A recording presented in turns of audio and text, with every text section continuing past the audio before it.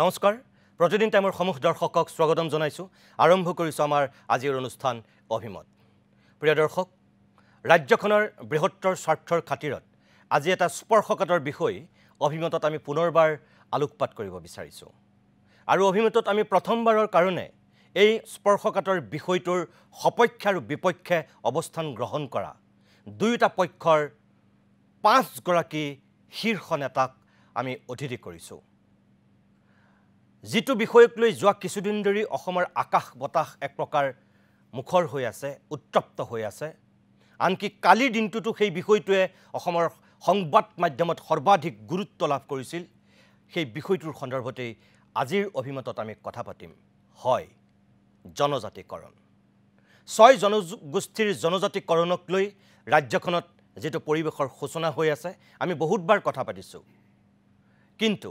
দুয়োটা পক্ষৰ যিসকলে জনজাতিকৰণ বিচাৰে আৰু যিসকলে জনজাতিকৰণৰ বিৰোধিতা কৰে এই দুয়োটা পক্ষক আমি একেলগে বহুৱা নাছিলো আজি 11 নৱেম্বৰ আৰু মাত্ৰ দুটা সপ্তাহ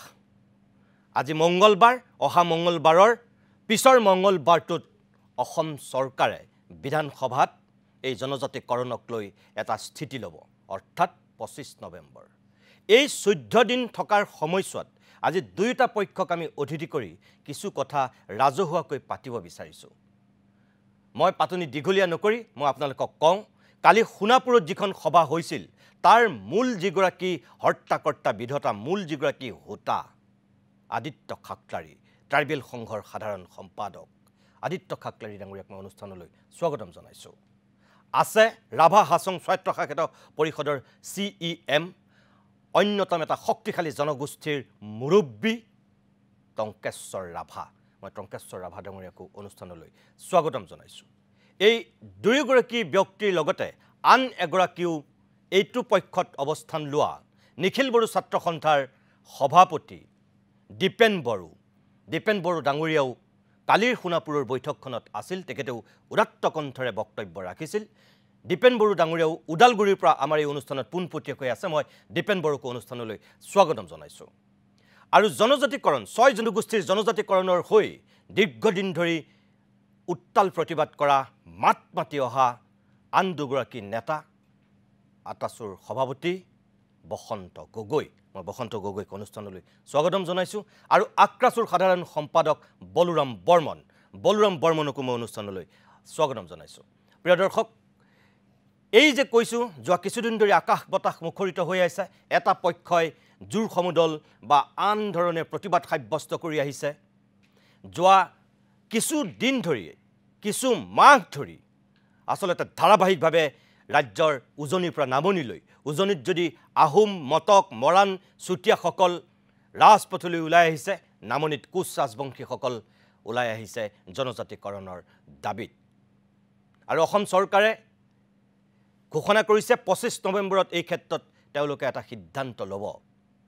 এই যে জুৰ সমুদলটো আপোনালোকে দেখিছে এনেকুৱা অজস্ৰ জুৰ সমুদল প্ৰতিবাদ যোৱা কিছুদিনত অসমৰ টেলিভিছনতে হওক বাতৰি কাকততে হওক আপোনালোকে দেখি আহিছে আৰু এনেকুৱা সময়তে কালিৰ দিনটোত সোণাপুৰত ট্ৰাইবেল সংঘই এই 6 জনগোষ্ঠীৰ জনজাতিকৰণৰ বিৰোধিতা কৰি এখন বিশাল ৰাজহুৱা প্ৰতিবাদী সভা তেখেতসকলে অনুষ্ঠিত কৰিছে দিছপুৰক তেখেতসকলে সতৰ্ক কৰিছে দিল্লীক তেখেতসকলে সতৰ্ক কৰিছে আৰু 6 জনগোষ্ঠীৰ দাবী কৰা জনগোষ্ঠী এই নেতৃত্বকো এক প্ৰকাৰ তেওঁলোকে সাৱধানবাণী শুনাইছে যে তেওঁলোকৰ অধিকাৰ কাহি নিলে তেওঁলোক বহি নাথাকিব সহ্য নকৰিব তেওঁলোকেও এই যে আপোনালোকে টেলিভিছনত এই মাত্ৰ মই যেটো দৃশ্য দেখুৱাইছো সোণাপুৰৰ দৃশ্য স্বাভাৱিকতে নিজৰ যদি অধিকাৰক লৈ কোনোবা আতংকিত হয় খৰ্গহস্ত হয় তেওঁলোক ৰাজপথলৈ ওলাই আহিবই এই দুইটা শিবিৰৰ যিখিনি স্থিতি যিখিনি বক্তব্য কালি দিনটোত আপোনালোকে যিসকলে টেলিভিছন চাইছিলে দেখিছিলে কিন্তু যিসকলে দেখা নাই মই অকণমান যদি আপোনালোকক দেখুৱাব বিচাৰো তেনেহলে প্ৰথম মই আদিত্য খাকলাৰী ডাঙৰীয়াৰ অকণমান এটা বক্তব্য আপোনালোকক আৰম্ভণি দেখুৱাই ল'ব বিচাৰো তেখেতে কালি কি কৈছিল আপোনালোকে চাওক কোনো সংগঠনে কৈছে 6 জনগোষ্ঠীৰ কোনো সংগঠন যিবিলাক সংগঠনে ট্ৰাইবেল ষ্টেটাছ ডিমান্ড কৰিছে জনজাতিকৰণ ডিমান্ড কৰি আহিছে বিগত 1-1.5 মাহত কোনো নেতাই কৈছে হু ইজ আদিত্য খাখলাৰী আজি মই ক'ব খোজো যে আদিত্য খাখলাৰী আজি 1 লক্ষ মানুহ আদিত্য খাখলাৰী কণ্ঠটো হৈছে অসমৰ 42 লাখ জনজাতিসকলৰ কণ্ঠ আদিত্য খাখলাৰীয়ে যি কৈছে সেয়া অসমৰ এবৰিজিনেল ভূমিপুত্ৰ জনজাতিসকলৰ হৃদয়ৰ কথা কৈছে মনৰ কথা কৈছে যে অসমৰ 6 জনগোষ্ঠীৰ জনজাতিকৰণ আমি কেতিয়াও মানি ল'ব নোৱাৰো খুবেই স্পষ্ট কথা 1996 চনত মাত্ৰ এটা জনগোষ্ঠীক এছটি কৰিছিল 6 মাহৰ কাৰণে আৰু সেই 6 মাহত বৰ্তমানে স্বীকৃত ট্ৰাইবেলৰ যিবোৰ reserve seat medical college engineering college ayurvedic college আৰু সকলোবোৰ উচ্চ শিক্ষা প্ৰতিষ্ঠানত ট্ৰাইবেলৰ কাৰণে সংৰক্ষিত আসনবিলাক কোচ ৰাজবংশী ছাত্ৰ ছাত্ৰীয়ে হস্তগত কৰিছিল আনকি মাজুলী যি ৰিজাৰ্ভ সিট ট্ৰাইবেলৰ তাৰ পৰা এমএলএ জিকি আহিবলৈ সক্ষম হৈছিল মাত্ৰ এটা জনগোষ্ঠী এছটি হওঁতে আমাৰ এই অৱস্থা আৰু ছটাকে যদি বৃহৎ আৰু আগবঢ়া জনগোষ্ঠীবিলাক যদি ট্ৰাইবেল হ'বলৈ হয় আমাৰ অৱস্থা কি হ'ব ৰাইজ আপোনালোকে সকলোৱে বুজি পায় আৰু সেই কাৰণে আপোনালোক ওলাই আহিছে একেলগে আৱাজ দিবলৈ no further inclusion of any community in the list of ST খোলা কথা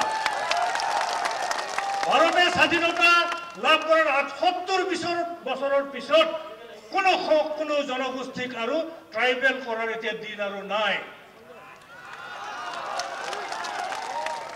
ট্ৰাইবেল কৰিব বিচাৰিছে একমাত্ৰ শুনাব বিচৰা নাই যিসকল দৰ্শকে কালি চোৱা নাছিল মই তেখেতসকলৰ জ্ঞাতাৰ্থে অকণমানহে মাত্ৰ দেখুৱাই ল'ব বিচাৰিছোঁ এনেকৈ আদিত্য খাখলাৰী ডাঙৰীয়াই কালি নিজৰ স্থিতি স্পষ্ট কৰিছিল আন এগৰাকী আজিৰ অতিথি টংকেশ্বৰ ৰাভা ডাঙৰীয়া তেখেতেও বক্তব্য ৰাখিছিল তেখেতে কি কৈছিল আপোনালোকে যদি চোৱা নাছিল মই দেখুৱাব বিচাৰোঁ অকণমান চাওক আমাৰ সন্মুখত ডাঙৰ প্ৰত্যাহ্বান আমাৰ সন্মুখত ডাঙৰ চ্যালেঞ্জ যোৱা 1 মাহ ধৰি যদি আপোনালোকে চাই অসমৰ আকাশ আৰু বতাহ হিয়াপাৰ অসমৰ পৰা নামনি অসমলৈকে নতুনকৈ হ'ব বিচাৰে যিসকল ট্ৰাইবছ নতুনকৈ হ'ব বিচাৰে যিসকল জাতি বিভিন্ন সময়ত তেওঁলোকৰ গণসমাৱেশ হওক তেওঁলোকে ছ'চিয়েল মিডিয়া হওক সাংবাদিক বন্ধুবিলাকৰ সন্মুখত হওক তেওঁলোকৰ কৰ্মস্থলী হওক অফিচ কাছাৰী চৰকাৰ পলিটিক্স সকলোতে যিসকল জনজাতি ৰাইজে জনজাতি আমি হৈ আছো সেইসকলক তুচ্ছ তাচ্ছিল্য কৰি থকা বাতৰি আমি সকলোৱে গম পাওঁ সেই তুচ্ছ তাচ্ছিল্যৰ সমান্তৰালভাৱে কেইজনমান ব্যক্তিৰ নাম আপোনালোকে আটাইতকৈ গম পায় যাৰ চৰ্চা হৈছে বিশেষকৈ আটাছুৰ সভাপতি মই অলপ খোলাকে কোৱা মানুহ আটাছুৰ সভাপতি আক্ৰাছুৰ সম্পাদক তেওঁলোকৰ ভাষণ তেওঁলোকৰ বক্তব্যত ওলাইছে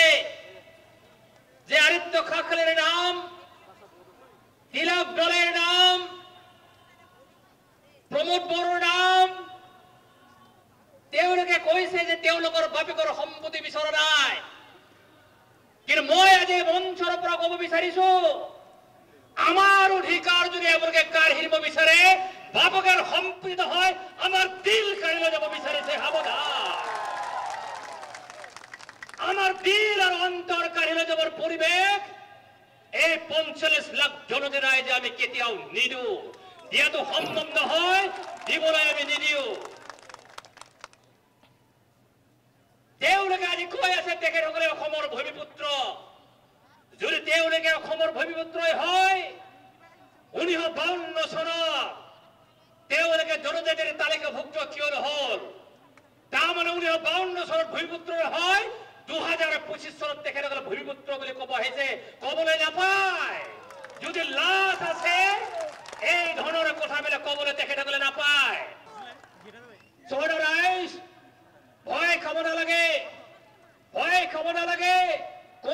ভয় খুৱাই আছে অসমখন ট্ৰাইবেল সকলে অশান্তি কৰিছে আমি অশান্তি কৰা নাই যিদিনাখন ট্ৰাইবেলখন অসমৰ পৰা আমি অশান্তি কৰিম বুলি ভাবো আমি নাই বুলি ভাবিম সেইদিনাখনে অসমখন অসমৰ শব্দ সলনি হৈ ইখন মিয়ালেণ্ডত পৰিণত হ'ব তাৰ কাৰণে দিছপুৰ সাৱধান হ'ব কাৰণ অসমৰ ভূমি অসমৰ জংগল অসমৰ সংস্কৃতি অসমৰ অৰ্থনীতি অসমৰ চিনাকি জনজাতি মানুহসকলে যদি ধৰি নাৰাখে কোনো মানুহে ধৰি ৰাখিব নোৱাৰে কাৰণ আমি আটাইতকৈ লাজ পাওঁ 600 বছৰ আহোম ৰাজত্ব কৰাৰ পিছত কিংডমসকলে আজি যে এছটি হ'ব বিচাৰিছে মই হলেতো মই আহোম হলেতো এছটি হ'ব খুজিলে মই সুইচাইড কৰি দিলোহেঁতেন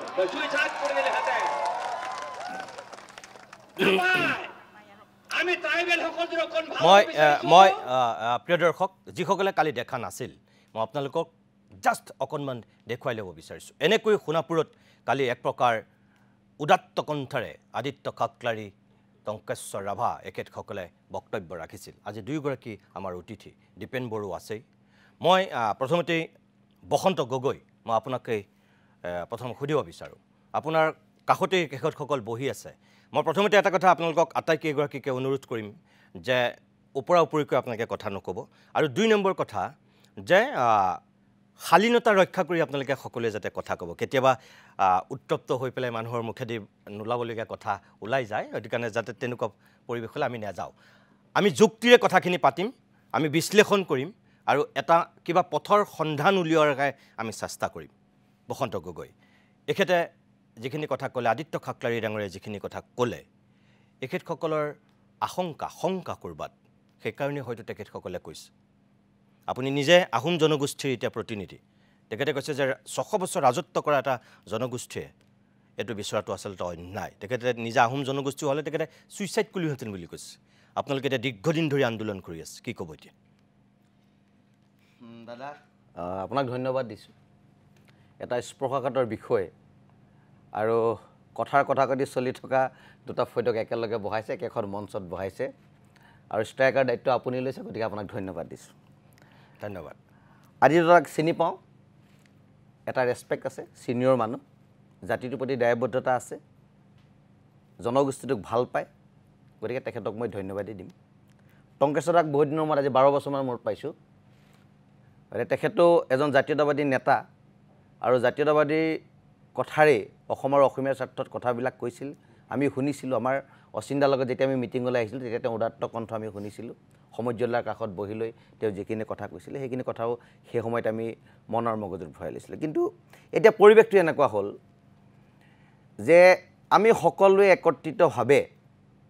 অসম আৰু অসমীয়াৰ সৰ্বাংগীন উন্নয়নৰ কাৰণে অসম আৰু অসমীয়াৰ প্ৰতি অহা চেলেঞ্জৰ প্ৰতি প্ৰটেষ্ট কৰিব পৰাকৈ আৰু যিবিলাক অপশক্তি সেই অপশক্তিবিলাক নিৰ্মূল কৰিবৰ কাৰণে যদি একেখন মঞ্চত বহি যদি আমি এতিয়া থিয়ৰী উলিয়াব পাৰিলোহেঁতেন তেতিয়া আমি অত্যন্ত সুখী হ'লো হয় কিন্তু আজি আমি বহিছোঁ কিহৰ কাৰণে যে আদিত্য দাই বা টংকেশ্বৰ দাই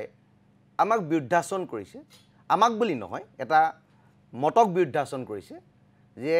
জনজাতিকৰণ 6টা জনগোষ্ঠীয়ে পাব নালাগে এইকাৰণে নালাগে যে তেখেতলোকৰ সাংবিধানিক অধিকাৰ খৰ্ব হ'ব কিন্তু মই পোনছাতে যদি মই ষ্টেটিষ্টিকেলি কথাবিলাক কওঁ যে ভাৰতীয় সংবিধানে 50% ৰিজাৰ্ভেশ্যনটো স্বীকাৰ কৰিছে এবভ 50%টো তেখেতলোকে স্বীকাৰ কৰা নাই এতিয়া এই 50% ৰিজাৰ্ভেশ্যনৰ ভিতৰত এছটিয়ে পাই আছে 7.5%, এছচিয়ে পাই আছে 15% আৰু OBCয়ে পাই আছে 27%, অৰ্থাৎ 49.5% আমাৰ ৰিজাৰ্ভেশ্যন হৈ আছে এতিয়া আমি এটা কথা সততে কৈ থাকোঁ যে এক্সিষ্টিং ট্ৰাইবেলবিলাকৰ কোনো হানি বিঘিনি নোহোৱাকৈ 6টা জনগোষ্ঠীক জনজাতিকৰণৰ মাধ্যমেৰে অসম আৰু অসমীয়াৰ সুৰক্ষিত ভৱিষ্যতটো সুনিশ্চিত কৰিব লাগে এই কথাটো আমি কৈ আছোঁ আমি এইটোও কৈছোঁ যে 7.5% এছটিসকলে যি ভোগ কৰি আছে তাৰ পৰা একো আনিব নালাগে পাৰিলে 5% তাত যোগ কৰা আৰু আমি 27% OBCসকলে যিটো ভোগ কৰি আছোঁ তাৰ পৰা 6 কমিউনিটি উলিয়াই আনিব লাগিব আমি কৈছোঁ যে এতিয়া চাওক 27% OBCয়ে যে ভোগ কৰিছে তাত 31টা টাইপছ আছে 31টা টাইপছ আছে আৰু তাৰে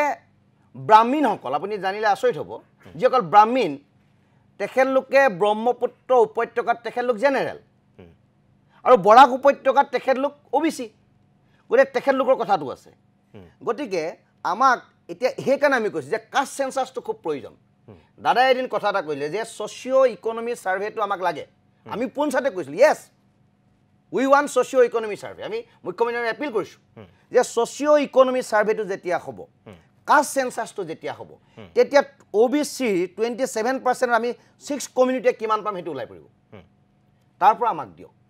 এতিয়া কথাটো সব ঠিকই আছিল এতিয়া মই এখন লেটাৰ লৈ আহিছোঁ আপোনাক আমি কথাবিলাক যুক্তিসংগতভাৱে ক'লে ভাল হ'ব এতিয়া কথাটো হ'ল সিদিনা আমাৰ national commission for schedule tribes ইয়াত এখনমান লেটাৰ আছে তেখেতলোকে অসমলৈ আহিলে NCST তেখেতলোকৰ অধ্যক্ষজনে ক'লে যে 6 কমিউনিটিৰ কথা আমি গমেই নাপাওঁ চৰকাৰী মেয়ৰ পাছটো যুদ্ধখন চৰকাৰী এই যে আমাৰ মাজত মতৰ বিৰোধ হৈছে এইটো আমাৰ মতৰ বিৰোধ নহয় এইটো ৰাজনৈতিক মতৰ বিৰোধ ইয়াৰ ৰাজনৈতিক পাখা খেল আছে দাদা মই স্পষ্ট কৰি দিছোঁ তেখেতলোকে কি ক'লে যে 6 কমিউনিটিৰ কথাবিলাক আমি গমেই নাপাওঁ তেলে এই লেটাৰখন কি হয় পঢ়ি দিলে অসুবিধা বহুত টাইম যাব এই লেটাৰখন কি হয় এই লেটাৰখনটো কেতিয়া দিছে এই লেটাৰ 7/1/2011 AM যে summary record discussion of 1110 meeting of national commission for schedule tribes as a held on ইমান হৈছে এই লেটাৰখনৰ আছে এই লেটাৰখনৰ পাছত চবে স্বীকাৰ কৰিছে যে 6টা কমিউনিটিয়ে আমাৰ ST পাব পৰা সকলো ক্ৰাইটেৰিয়া আছে স্বীকাৰ কৰিছে লেটাৰ লিখা আছে ইয়াত লিখিছে the commission has perused the recommendation of the officer registrar general of India forwarded by their office memorandum ইমান নম্বৰ গোটেইখন পঢ়িলে সময় লাগিব কিন্তু এই গোটেই কথাবিলাক আছে এতিয়া মই এই গোটেই কথাবিলাক নকওঁ এতিয়া কথাটো হ'ল কি যে আমাৰ 6টা জনগোষ্ঠীয়ে জনজাতিকৰণ পাব পাৰে বুলি বিলখন ৰাজ্যসভাত পাছ নহ'ল কিয় নহ'ল সেই কথাটোৱে আমাক লাগে এতিয়া আমাক কোনে আশ্বাস দিছিল চৰকাৰে বিজেপি দলৰ চৰকাৰে কি কৈছিল যে আমি যদি শাসনলৈ আহোঁ অসমৰ 6টা জনগোষ্ঠীক জনজাতিকৰণৰ মাধ্যমেৰে অসমৰ অসমীয়াৰ সুৰক্ষিত ভৱিষ্যতটো সুনিশ্চিত কৰিম জল জমিন জংগল এইকেইটাৰ ওপৰত ফুল ৰেছপন্সিবল আছে বিজেপি চৰকাৰৰ এজন মুখ্যমন্ত্ৰীয়ে কোৱা নাছিল আমাক ভোট আমি দিছিলোঁ একেবাৰে বিজেপি চৰকাৰত আপাৰ আছামৰ 43টা চিটৰ ভিতৰত মেক্স টু মেক্স চিট কোনে দিছিলে 6 জনগোষ্ঠী ৰাইজে দিছিলে আমি জিকালোঁ তেখেতলোকক জিকোৱাৰ পিছত অসমৰ মুখ্যমন্ত্ৰীয়ে কিয় কৈ দিলে যে যদি জনজাতিকৰণ দিব পৰা যায় তেতিয়াহ'লে এক্সিষ্টিং ট্ৰাইবেল আৰু নন ট্ৰাইবেলৰ মাজত এটা ভাতৃগত সংঘৰ্ষ সৃষ্টি হ'ব কিয় ক'লে তেখেতে যদি এইটো জানিছিলে যে এমিকেবল সেটেলমেণ্টৰ পথ কিয় হে নললা কিয় তোমালোকে নকলা কিয় আলোচনাৰ মাধ্যমে কথাবিলাক সমাধান নকৰিলা এতিয়া কিয় আমাক যুঁজুৱাইছা মই দাদা আৰু দাদাৰ বিৰুদ্ধে যুঁজিবলৈ নাযাওঁ কথাৰ কথা কদি হ'ব বেলেগ কথা আমি এটা সংস্কাৰী মানুহ আমি এই ধৰণৰ বক্তব্যৰে বিৰূপ প্ৰতিক্ৰিয়া সৃষ্টি নকৰোঁ অসমৰ নামনি অসমৰ পৰিৱেশ মোৰ ভাতৃয়া বন্ধু আছে আজি বলুৱা মে ক'ব নামনি অসমত কোচ ৰাজবংশী পৰিৱেশ কি ঘৰৰ চোতালত কোনোবাই লেট্ৰিন কৰি থৈছে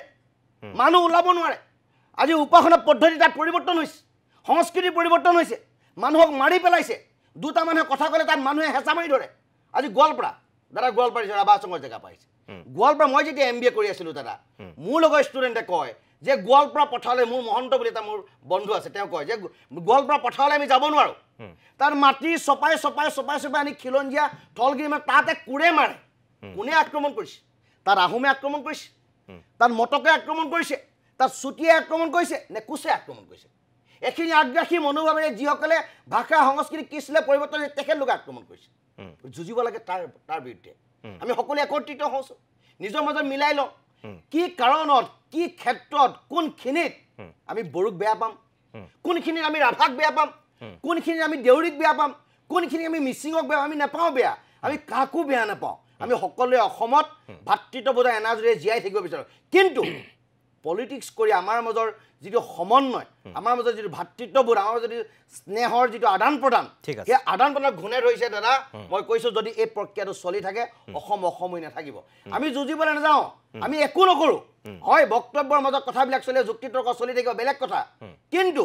এই ধৰণৰ কথা বতৰাৰ মাজেৰে যদি টংকেশ্বৰ দাই যদি বেলেগ এটা কয় আৰু যদি আদিত্য ৰায় যদি বেলেগ এটা কয় আজি দীপেন বড়ো ডাঙৰীয়াই যদি বেলেগ এটা কয় মই যদি বেলেগ এটা কওঁ আজি বলুৰামে যদি বেলেগ এটা কয় অসম জানো অসমে থাকিব এইখনে জানো অসম নহয় একদম এইখনে জানো দাদা অসম নহয় আজি বড়োসকল কি অসমৰ ভূমিপুত্ৰ নহয় আজি ৰাভাসকল কি ভূমিপুত্ৰ নহয় আমি কি ভূমিপুত্ৰ নহয় আজি বলুৰামহেঁত কি ভূমিপুত্ৰ নহয় আমিতো অসম আমিতো বচাব লাগিব আমিতো অপশক্তিৰ বিৰুদ্ধে যুঁজিব লাগিব আমি সেই আগ্ৰাসী মনোভাৱ কৰা সেই বাংলাদেশী মিয়াৰ বিৰুদ্ধে কোন যুঁজিব আমিতো যুঁজিব লাগিব গতিকে আমি শক্তিশালী হ'ব লাগিব আমাৰ শক্তিশালীকে ভাঙিছে দাদা কোনোবাই গতিকে ভাঙিলে নহ'ব আমি কৈছোঁ হয় দাদাই কৈছে 600 বছৰ ৰাজত্ব কৰা আহোমে জনজাতিকৰণ কিয় ক'ব লাগে ভাষণৰ প্ৰসংগত তেখেতে কৈছে কছাৰীসকলতো অসমৰ ৰজা আছিল কছাৰীসকলতো ৰজাৰ 1000 বছৰীয়া এটা ইতিহাস আছে আজি কছাৰীসকলৰ মাজতেতো বড়ো ৰাভা মিচিং দেউৰী সকলো সোমাইছে তেখেতলোকৰ জনজাতি আমি কোৱা নাই আমি ব্যক্তিগত আক্ৰমণ নকৰোঁ দাদা ঠিক আছে আমি ব্যক্তিগত আক্ৰমণ নকৰোঁ কিন্তু এই ধৰণৰ আহোমক গালি পাৰিছে আমি অলপ দেৰিলৈকে মানিছোঁ দাদা খং উঠছে কৈছে কোনো কথা নাই কিন্তু অসমৰ স্বাৰ্থত সামগ্ৰিক উন্নয়নৰ স্বাৰ্থত ভাষাৰ স্বাৰ্থত অস্তিত্বৰ স্বাৰ্থত আমি কিন্তু সকলোৱে একলগ হ'ব লাগিব ঠিক আছে তেতিয়া বাচিব আৰু চৰকাৰৰ যিটো বিভাজনমুখী নীতি তাৰ বিৰুদ্ধে থিয় হ'ব লাগিব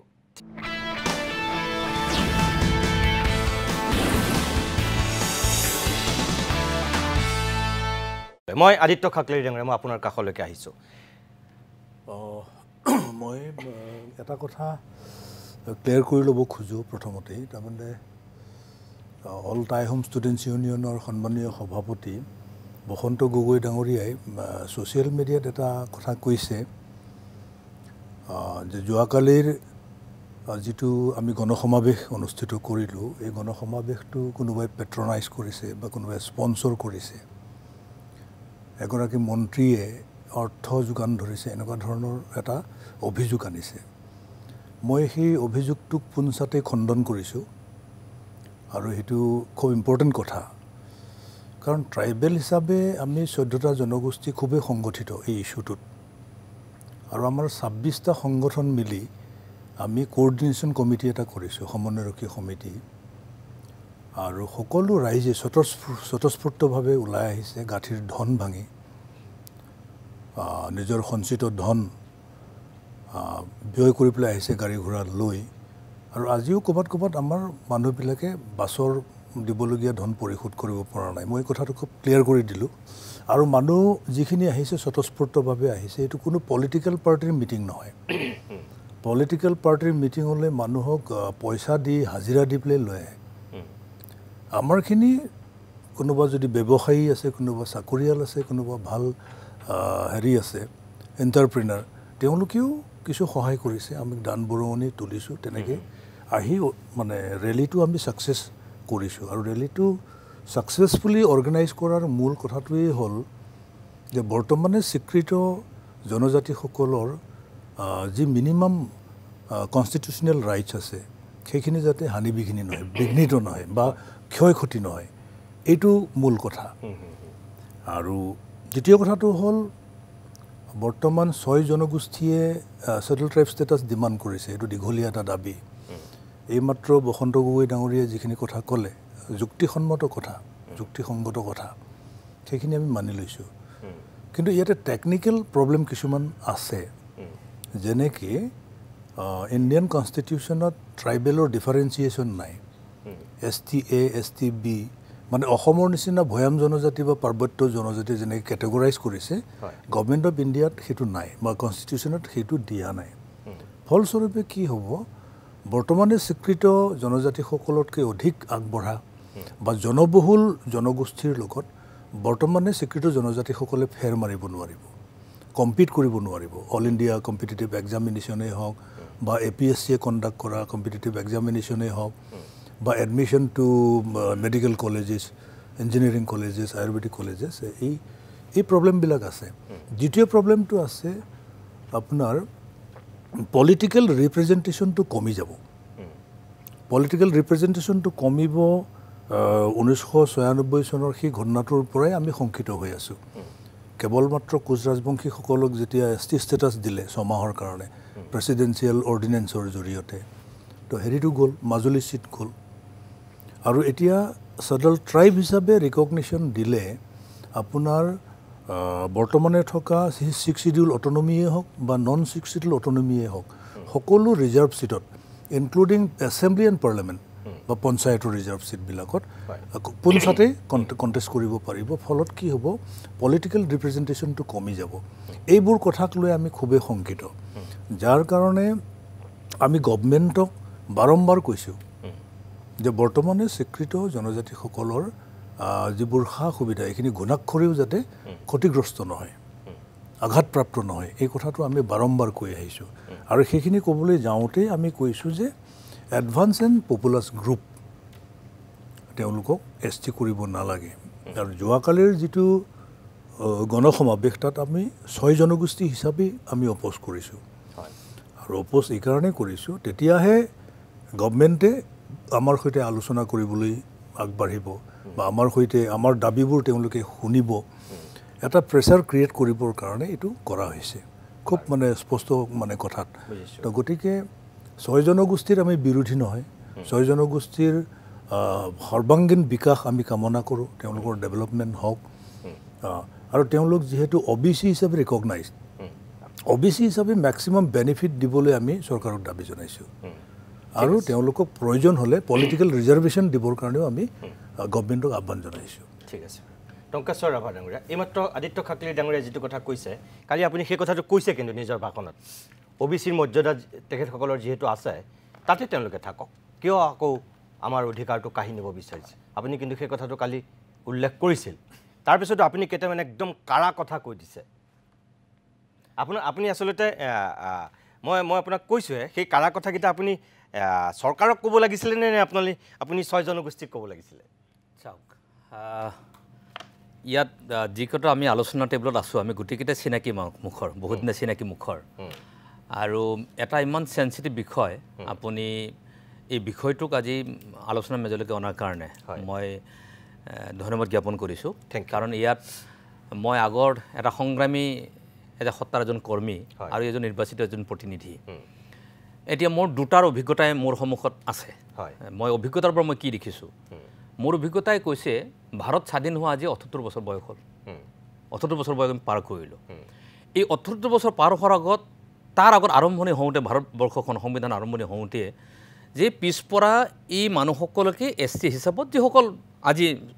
এবৰিজিনেল যিসকল ট্ৰাইবেল আছে ধৰি লৈছিলে গোটেই কাৰোবাৰ ক্ষেত্ৰত আৰু প্ৰতি 10 বছৰ মূৰে ই সময়টো বাঢ়ি গৈ আছে তাৰ মিনিংটো এইটোৱে আছিলে যে এটা সময়ত এক্সিষ্টিং যিসকল আমি ট্ৰাইবেল আছোঁ সেইসকলক এটা লেভেললৈকে যোৱাৰ পিছত যে এই ধৰণৰ কাষ্টিজিমটো বা এই ধৰণৰ ৰিজাৰ্ভেশ্যন পলিচিটো লাহে লাহে ই নাইকিয়া হ'ব যদি আমি আজি 78 বছৰ আগলৈ গুচি যাওঁ এতিয়া যে 2025 এই 2025ত যদি আকৌ নতুনকৈ যদি এনলিষ্ট হৈ থাকে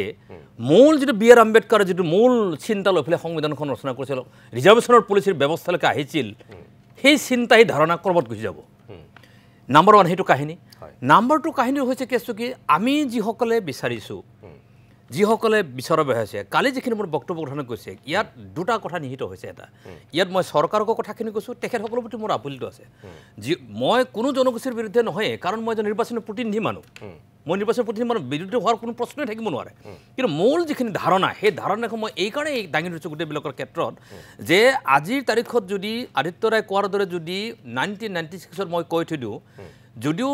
কোচ ৰাজবংশীক 6 মাহৰ কাৰণে অধিকাৰ দিছিল এইটো কথা স্পষ্ট ক'ব যে বলৰাম বৰ্মা ডাঙৰীয়া আছে যে অবিভক্ত গোৱালপাৰা জিলাৰ কোচ ৰাজবংশী বুলি কোৱাৰ লগে লগে ইকনমিকেলি ছ'চিয়েলি পলিটিকেলি বেকৱাৰ্ড এই কথা স্বীকাৰ কৰিব লাগিব কালি মই বক্তব্য দিছোঁ বিভিন্ন মিডিয়াত কৈছোঁ সেইটো ক্লিয়াৰ কিন্তু সেই সময়ত অৰ্ডিনেন্স দিবলৈ যাওঁতে প্ৰুভ কৰিবলৈ যাওঁতে ভাৰত চৰকাৰে অবিভক্ত গোৱালপাৰা জিলাৰ ৰাজবংশীসকলে সেই সুবিধা ল'বই নোৱাৰিলে সেই সুবিধা ক'ৰবালৈ গুচি গ'ল ল'বই নোৱাৰিলে কিন্তু সেই সময়ৰ সেই বেছটো আজিৰ ঠাইত যদি চাবলৈ যোৱা যায় তেতিয়াহ'লে সামগ্ৰিকভাৱে ই আমি 42 লাখ মানুহৰ ক্ষেত্ৰত যদি আৰু 2 কোটি মানুহৰ যদি এই কথাখিনি আহে এডভান্স কমিউনিটি পপুলাৰ যিটো কথাখিনি কৈ থকা হৈছে তে সামগ্ৰিকভাৱে একদম আমি হৈ যায় সেই হৈ যোৱাৰ কাৰণে কেছ হ'ব আজি কৃষক যে আত্মহত্যা কৰে কোনোবাই যে আত্মহত্যা কি হৈছে তেওঁ সাংঘাতিক কোনো বিপত্তি নাই আৰু কোনো ব্যৱস্থাই নাই তেওঁ সেই ধৰণৰ কাৰোবাৰখিনি ব্যৱস্থালৈ গুচি গৈছে কাৰণ মোৰ চিন্তা হৈছে নতুনকৈ এনলিষ্ট কৰাতকৈ যে যিসকল ST হৈ আছে যিসকলে ST হ'বলৈ বিচাৰিছে তেখেতসকলৰ মাজতে ছ'চিঅ' ইকনমিক তেখেতসকলৰ এটা ছাৰ্ভে কৰকচোন কি কাৰণটো কি হ'ব বিচাৰিছে সেইটো কৰিবলৈ যাওঁতে যদি সময় লয় ভাৰতবৰ্ষ বাৰে বাৰে সংশোধন হৈ আছে 125 বাৰকৈ অধিক হৈ গ'ল আৰু একবাৰ সংশোধন কৰি আজি আহোম জনগোষ্ঠীয়ে আজি ৰাজবংশীসকলে মৰাণ মতক ছটিয়াই ক'ত ভয় খাইছে আজি ডিব্ৰুগড় কনষ্টিটিউঞ্চি যদি আমি ক'বলৈ যাওঁ লোকসভা যদি কৰিবলৈ যাওঁ যে তাৰ আহোমে ৰিপ্ৰেজেণ্ট কৰিব নে ৰাজবংশী ৰিপ্ৰেজেণ্ট কৰিব নে কোনোবা ব্ৰাহ্মণে কৰে কোনোবা ট্ৰাইবেলে কৰে আনচাৰ্টেন কমপ্লিট তাত যদি অবিচাৰিকাৰ সংবিধান বুলি যদি তাত পলিটিকেল ৰিজাৰ্ভেশ্যন আহে MLA MP নিগম নিকায় ইচ এণ্ড এভৰিবডি এজ পাৰ দিয়াৰ পপুলেশ্যন মই ভাবোঁ যেতিয়া পলিটিকেল ৰিজাৰ্ভেশ্যনটো পাব মই ভাবোঁ তেখেতসকলে অসন্তুষ্ট হোৱাৰ কোনো প্ৰশ্নই থাকিব নোৱাৰে আজি পলিটিকেল মই যিহেতু নিৰ্বাচনী প্ৰতিবন্ধকখিনি ক'লোঁ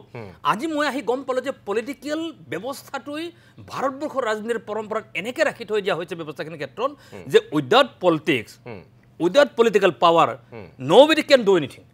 কোনেও একো কৰিব নোৱাৰে তো গতিকে কোনেও যদি কৰিব নোৱাৰে আজি নতুনকৈ হ'ব খোজা ST হ'ব খোজা 6 জনগোষ্ঠীৰ মাজত সেই সংখ্যাটো আছে যে আমি হ'ব পাৰিম নে নোৱাৰিম আমাৰ পলিটিকেল ৰাইটছ থাকিব নে নাই পলিটিকেল ৰাইটছ থকা মানে আমাৰ ভূমি অধিকাৰ থাকিব নে নাই আমি আজি যি ধৰণে ছ'চিয়েলি ইকনমিকেলি যিধৰণে আমি আগবাঢ়ি গৈছোঁ সেই বস্তুটো কি ইনটেক্ট থাকিব নে নাই সন্দেহ আছে সেই সন্দেহটো দূৰ কৰিবৰ কাৰণে চৰকাৰে ডেফিনেটলি সংবিধানখন সংশোধন কৰিব পাৰে আৰু সেইখিনি কৰিবলৈ যাওঁতে যদি ভাবা যায় যে এক্সিষ্টিং ট্ৰাইবেল ক্ষতি কৰি হ'লেও আমি কৰিম বুলি যদি কোৱা যায় তেতিয়া একচুৱেল ট্ৰাইবেলসকলক ধ্বংস কৰি পেলাই কামক যদি সুবিধা দিবলৈ যোৱা যায় আমি সেইটো ৰাইট আপুনি কতো ৰাইট একদম আপুনি ঠিক কথা কৈছে কিন্তু মই আপোনাক সুধিছোঁ যে এতিয়া ধৰক এই 6 জনগোষ্ঠী জনজাতিকৰণ যিটো বসন্ত গগৈ ক'লে যে ইয়াৰ আগতেই 14 চনৰ লোকসভা নিৰ্বাচনতেই প্ৰথম সেই কথাটো ক'লে বিজেপিয়ে তাৰপিছত 16ত তেওঁলোকে চৰকাৰ কৰিলে 16ত পূৰা অপেনলি স্পষ্ট একদম পূৰা মেনশ্যন কৰি দিলে এওঁলোকৰ দাবীটোক ন্যায্যতা দিয়া হ'ব বুলি আনকি যোৱাবাৰৰ বিধানসভাৰ ইলেকশ্যনতো ইয়াত আহিটো বিজেপি একদম বাগা বাগা নেতাই কৈ দিলে যে আমি 6 জনগোষ্ঠী জনজাতিকৰণ কৰিম আনকি কেন্দ্ৰীয় জনজাতি মন্ত্ৰীগৰাকী আহোঁতেও সেই কথাটো কৈছিল অসমৰ 6 জনগোষ্ঠীক জনজাতিকৰণ কৰা হ'ব বুলি এতিয়া মোৰ কথাটো হ'ল এখেতসকলে যিহেতু চৰকাৰৰ বিৰুদ্ধে প্ৰতিবাদ কৰি আছিল আপোনালোকৰ বিৰুদ্ধে কৰা নাই গতিকে আপোনালোকৰ যদি ক'বলগীয়া কথাখিনি কালি আপুনি কৈছে বাৰু চৰকাৰৰ বা বিজেপিৰ বিৰুদ্ধেও কৈছে যে আমি 45 লাখ মানুহ আমি হিন্দু হৈ নাথাকিম কিন্তু আপুনি ইমান পৰ্যন্ত কৈছে সেইখিনি মই মন কৰিছোঁ কিন্তু তাৰ সেই কথাখিনি ক'বলৈ গৈ আপুনিতো ঘুচিয়াই মুখ ভাঙি দিম বুলিওতো কৈছে নাই নাই তেনেকৈ নহয় এইটো ভুল ধাৰণা যাব মই কথাখিনি কৈছোঁ কি দুটা কথা মই ক্লিয়াৰ কৈছোঁ যে মানে মই এইটো কথা কৈছোঁ কোনোবাই আন্দোলন কৰিছে তাত আমাৰ ক'বলগীয়া নাই আপত্তি কৰিবলগীয়া নাই মই কৈছোঁ যে মহাত্মা গান্ধীৰ এই দিনটো নহয় মহাত্মা গান্ধী আমি নহয় যে কোনোবাই ৰঙা চকু দেখুৱালে এইটো আমি ভয় খাম এই কথাটো মই কোৱাটো হয় তাৰ মিনিংটো এনেকৈ হোৱা নাই যে মই কাৰোবাক টাৰ্গেট কৰি গৈছোঁ কোনোবা জনগোষ্ঠীক টাৰ্গেট কৰিছোঁ কোনোবা নেত্ৰীক টাৰ্গেট কৰিছোঁ নহয় ৰঙা চকু মানে কি চাওক আপুনি যদি দুটা দৃষ্টিভংগী চাই আপুনি এতিয়া আপোনাৰ আৰু মোৰ তেখেতসকলে ক'লো যে ইণ্টাৰপ্ৰিটেশ্যন আমাৰ কি হ'ব যেনে ধৰক আজি ইণ্টাৰপ্ৰিটেশ্যন যে মই যেতিয়া ডিফাইন যদি কৰোঁ আজি বলৰ মৰ্মন ডাঙৰীয়া আছে তেওঁ মোক লৈ আজি এটা হেৰি কৰিছে তেওঁ মানে ঠিক কি কয় এইটো মানে ধৰক এতিয়া মই এটা ধেমালি ঘৰতে তেওঁ কথাখিনি কোৱা বুলি ক'লোঁ যে জনজাতি মানুহে মানে চুলিটো ৰঙা নকৰে গতিকে তেওঁক এটা হেৰি কৰিব লাগে মানে অলপ পুনৰীক্ষণ কৰিব লাগে কিন্তু সেনেকৈ হ'লেতো মই ক'ব লাগিব জনজাতি মানুহবিলাকৰ দাড়ি চাৰি একদম কম তেখেতৰ আছে কথাটো তেনেকৈ নহয় সেইটো আমি সেনেকৈ লেভেললৈ যোৱা মানে হ'ল ইছ্যুটো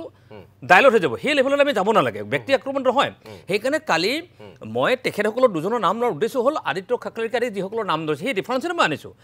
তাৰ বাহিৰে মই বাকী কোনো জাতিৰ কোনো জনগোষ্ঠীৰ কোনো নেতৃবৃন্দক পইণ্ট আউট কৰি পেলাই কাকো মই ৰঙা চকু দেখুৱাবলৈ যোৱা নাই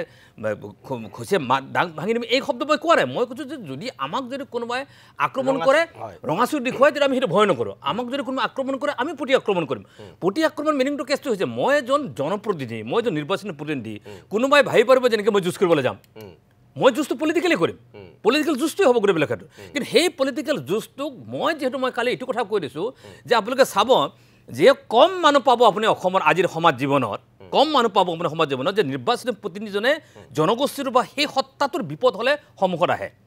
সৌহিন্দ্ৰনাথ কোচ ৰাজবংশীয়ে বঙাইগাঁৱত ৰেলী পাতিছে বিশাল ৰেলী তেখেতসকলে পাতিছে কোচ ৰাজবংশী ছাত্ৰ সন্থাৰ প্ৰাক্তন সভাপতি সম্পাদক জীৱেশ ৰায় আজি তেওঁ CM তেওঁতো অহা নাই কোচৰ সন্মুখত তেওঁতো অহা নাই আল্ট্ৰাচিৰ সিদিনাখন সৌদিনাখন ডিব্ৰুগড়ত বিশাল ৰেলী পাতিছে জোৰ সমদল পাতিছে তাই মানে উন্নয়ন পৰিষদৰ চেয়াৰমেন তাত অহা নাই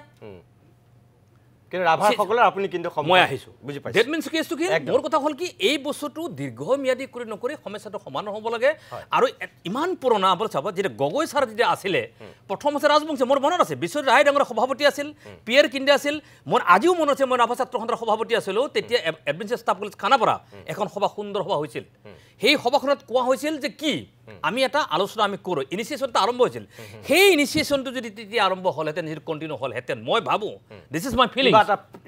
আজিৰ তাৰিখখন এই সংখ্যাটো নাহিলে ৰিজাল্টটো আহিলেহেঁতেন গতিকে চৰকাৰে এই বিষয়ে দৃষ্টিভংগী ভালকৈ ৰাখক আৰু চৰকাৰে এইখিনি কৰিবলৈ যাওঁতে এক্সিষ্টিং ট্ৰাইবেল কমিউনিটিৰ মটো চিন্তা চকুপানী চিন্তা চিন্তা কৰক নতুনকৈ যিসকলে দাবী কৰিবলৈ গৈছে সেই চিন্তা চৰ্চা কাৰোবাৰখিনি কৰক কৰি উঠি যদি ইয়াৰ এমিকেবল চলিউশ্যন যদি ওলাবলৈ যায় মই ভাবোঁ ইয়াৰ সংঘাত আৰু সংঘৰ পৰিহাৰ কৰি নামনি অসমক যিটো শক্তিয়ে গ্ৰাস কৰিবলৈ গৈছে সেই শক্তিৰ বিৰুদ্ধে যুঁজ কৰিবৰ কাৰণে শক্তি হ'ব আৰু তাৰ প্ৰমাণ মই এতিয়া কৈ থৈ দিওঁ তাৰ প্ৰমাণ আপোনালোকে চাব মৰাণ মটক আৰু কোচৰঞ্জী অট'নমাছ কাউন্সিল দিলে কোনো ট্ৰাইবেল এগেইনষ্ট কৰা নাই আজি বলন বৰ্মন ডাঙৰে জানে মোৰ সহযোগিতা তাৰ সুন্দৰ সহযোগিতাটো আছে কি আছে ট্ৰাইবেল নোহোৱাকৈ অট'নমাছ কাউন্সিল পাইছে তাৰ মিনিংটো হৈছে সহমৰ্মিতা সহযোগিতাটো ডেফিনেটলি আছে ঠিক আছে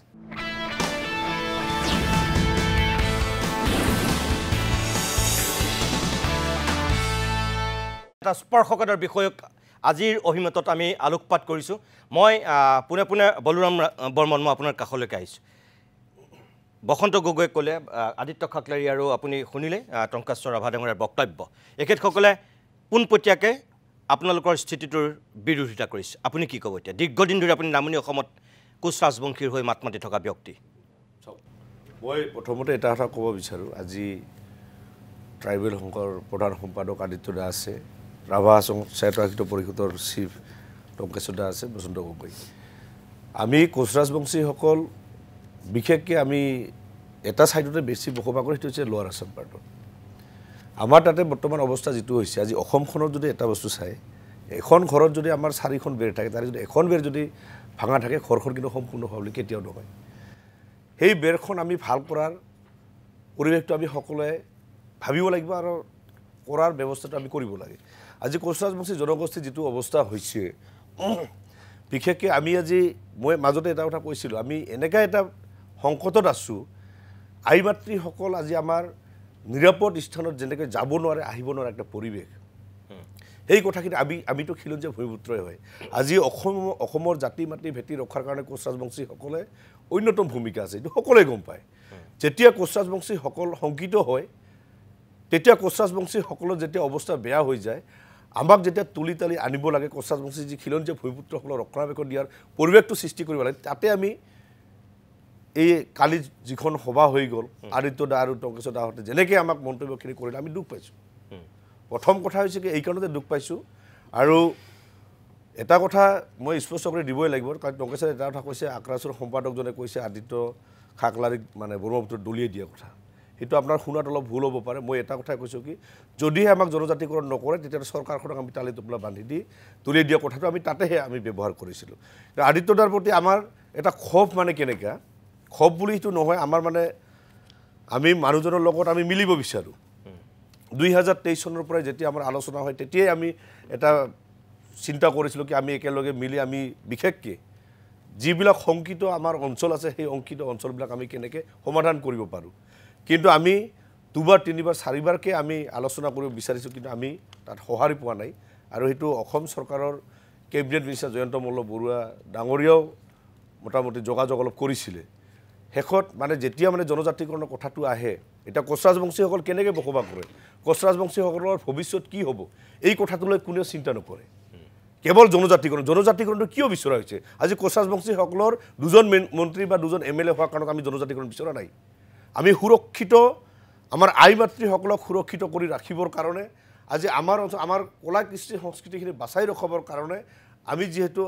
অৰ্থনৈতিক দিশত আমি বহুত পিছপৰা আমি তাৰ পৰা মাটি বাৰী বিক্ৰী কৰি আমি গুৱাহাটীত আহি আমি মাটি বাৰী লৈ থাকিব নোৱাৰোঁ তাৰ পৰা মাটি বাৰী বিক্ৰী কৰি আমি শিৱসাগৰত আহি আমি মাটি কিনি তাতে ঘৰ বনাই থাকিব পৰা অৱস্থা কোচ ৰাজবংশীসকলৰ নাই তাতে আমাক সুৰক্ষা প্ৰদান কৰাৰ ব্যৱস্থাটো কৰিব লাগিব কিন্তু আজি 6টা জনগোষ্ঠীতকৈ আটাইতকৈ যদি শংকিত জনগোষ্ঠী আছে কোচ ৰাজবংশীসকলে আছে এই কোচ ৰাজবংশী জনগোষ্ঠীয়ে ইমান চেক্ৰিফাইচ কৰাৰ পিছতো যেতিয়া আমাক একাঘৰীয়া কৰা হয় তেতিয়া আমি দুখ পাওঁ যেতিয়া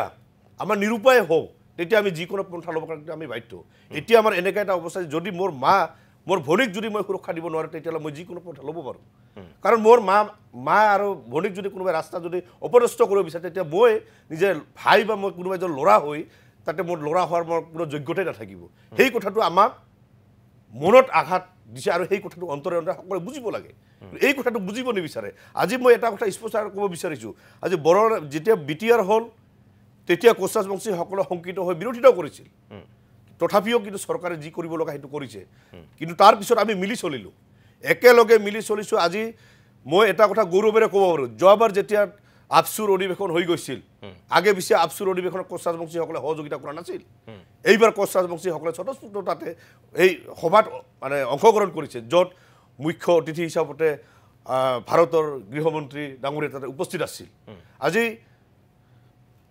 টংকেশ্বৰ দাহঁতৰ যেতিয়া ৰাভা হাছঙত যেতিয়া ৰাভাসকলৰ 6 শিডিউলৰ কথা কৈছিল সেই 6 শিডিউলৰ কথা কিন্তু কোচ ৰাজবংশীসকলে বিৰোধিতা আজি পৰ্যন্ত কৰা নাছিল কিন্তু যেতিয়া আমি দেখিবলৈ 6 জনগোষ্ঠী জনজাতিকৰণৰ লগতো কোচ ৰাজবংশীসকলো আছে এই কথাটো যেতিয়া বাৰে বাৰে উচ্চাৰিত হ'ব তেতিয়া আমাৰ মানুহখিনি কি কৰিব নিৰুপায় হৈ যিকোনো পন্থা লোৱাৰ কাৰণে আগভাগ ল'ব আজি এটা কথা স্পষ্টকৈ কৈছোঁ 88 89 বহুবাৰ হ'ল কোচ ৰাজবংশীসকলৰ প্ৰতি অন্যায় বহুত হৈছে বহুত সহ্য কৰিলোঁ তথাপি যদি সহ্য কৰি কৰি যদি আমি কেৱল এনেকৈ যদি কাম কৰি যাব লাগে আমাৰ যদি কথা কোৱাৰ অধিকাৰ নাথাকে তেতিয়াহ'লে আমি কিন্তু বিকল্প ব্যৱস্থা কৰাৰ কাৰণে আমি প্ৰস্তুত আজি টংকেশ্বৰ দাই যিটো কথা কৈছে বোলে কিবা কাৰণে যদি 1 লাখ শ্বহীদ নহয় আমাৰ 5 লাখ মানুহ শ্বহীদ হোৱাৰ কাৰণে ৰেডি আছে নিজৰ স্বাভিমান অটুট ৰখাৰ কাৰণে আজি কোচ ৰাজবংশীসকলৰ অৱস্থা একেবাৰে বেয়া আজি অসমত আপুনি যেনেকৈ কৈছে আপোনালোকৰ শ্বহীদ হ'বলৈ সাজু তেনেকৈতো টংকেশ্বৰ ৰাভায়ো কৈছে যে তেওঁলোকৰ অধিকাৰৰ কাৰণে তেওঁলোক বা মানে তেজৰ নৈ বৈ যাব এনেকুৱাকৈ কৈছে চাওক এতিয়া আজি টংকেশ্বৰ দাই যিটো কথা কৈছে তেখেতসকলতো সুৰক্ষিতই তেখেতসকলৰ মাটি আজি বেলেগে কিনিব নোৱাৰে আমাৰ মাটি সকলোৱে কিনিব পাৰে আমাৰ ঘৰখন ভঙাই দিব পাৰে এতিয়া ভঙাই দিব পাৰে এই পৰিৱেশ আহিছে আজি টংকেশ্বৰ দাই যিটো অঞ্চলত থাকে তাৰ পৰা 10 কিলোমিটাৰ ডিষ্টেঞ্চৰ টংকেশ্বৰ দাই চোৱাৰ দৰকাৰ আছে কেনেকৈ সুৰক্ষিত হ'ব 10 কিলোমিটাৰ প্ৰতিটো সাইডত যদি গোটেইখিনি সুৰক্ষিত নহয় টংকেশ্বৰ দা কেনেকৈ সুৰক্ষিত হ'ব আজি আদিত্য দা অকলে সুৰক্ষিত হ'লে নহ'ব নহয় অসমত বলৰাম বৰ্মনো সুৰক্ষিত হ'ব লাগিব তেতিয়াহ'লে অসমৰ খিলঞ্জীয়া ভূমিপুত্ৰ সকলোৱে সুৰক্ষিত হ'ব সেইকাৰণে প্ৰতিটো কথা আমি ৰাজনীতি নকৰি আমি সমস্যাবিলাক সমাধান কৰাৰ কাৰণে আমি ব্যৱস্থা কৰিব লাগে আৰু এই ব্যৱস্থা কৰাৰ কাৰণে চৰকাৰে আমাক মাহিয়া ডিষ্ট্ৰিক্ট আদি কোচ ৰাজবংশীসকলক ভাৰতৰ স্বাধীনতাৰ কালৰ পৰাই কোচ ৰাজবংশীসকলৰ শক্তিটোক ভাঙনমুখী পৰিৱেশ কৰি বিশেষকৈ নামনি অসমৰ পাৰ্টৰ মানুহখিনিক বিদেশীৰ চৰণীয়া পথাৰ বনাই দিছে এইটো সকলোৱে স্বীকাৰ কৰিব লাগিব আজি তাতে আমি কেনেকৈ বসবাস কৰি আছোঁ আজি য'ত আজি শিৱসাগৰত যিটো পৰিৱেশ আছে তাত বঙাইগাঁৱৰ পৰিৱেশটো বহুত এতিয়া মোৰ কথাটো হ'ল যে এখেতসকলৰ কালি যিটো স্থিতি ইয়াৰ পিছততো এতিয়া চৰকাৰেতো ক'বলৈ সুবিধাই হ'ল চৰকাৰে যিটো আগতে কৈছিলে যে 6 জনগোষ্ঠীৰ মাজত বৰ্তমানৰ যিসকল ট্ৰাইবেল আছে তেওঁলোকৰ সংঘাত যদি হৈ যায় তেতিয়াহ'লে আমি কেনেকৈ দিম এতিয়াতো এখেতসকলৰ যিটো স্থিতি ইয়াৰ পিছততো এতিয়া আপোনালোকৰ দাবীটোৰ প্ৰতি চৰকাৰৰ যিটো দৃষ্টিভংগী এইটো চাগে ক'ৰবাত মই নাজানো 25 নৱেম্বৰত কি কৰিব কিন্তু এতিয়াতো অলপ সন্দেহ আছে এখেতসকলৰ এই যুদ্ধাংদেহী ৰূপ দেখাৰ পিছত আমাৰ এটা স্পষ্ট কথা কোচ ৰাজবংশীসকলে কোনো 25 তাৰিখে অপেক্ষা কৰা নাই একো অপেক্ষা কৰা নাই কোচ ৰাজবংশীসকলক ইলেকশ্যনৰ আগত জনজাতিকৰণ প্ৰদান কৰিব লাগিব আমি খিলঞ্জীয়া ভূমিপুত্ৰ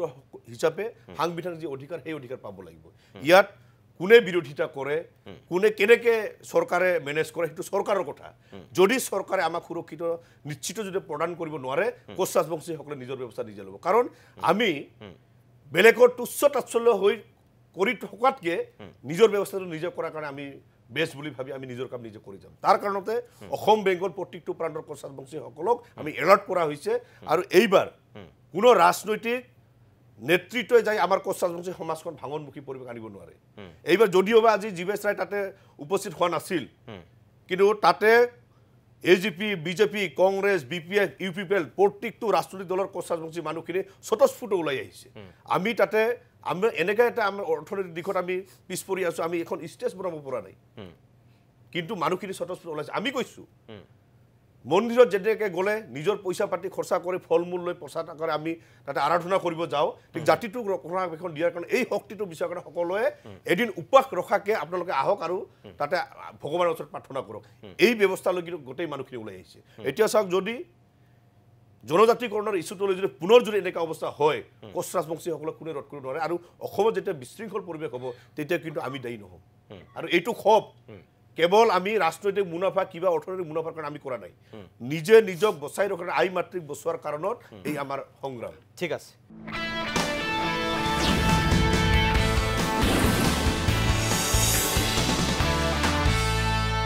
পুনে পুনে ওদালগুৰিলৈ যাব বিচাৰিছোঁ দীপেন বড়ো আছে দীপেন বড়ো ডাঙৰীয়া মই দুখিত আপোনাৰ ওচৰলৈ ইমান দেৰি আহিব পৰা নাছিলোঁ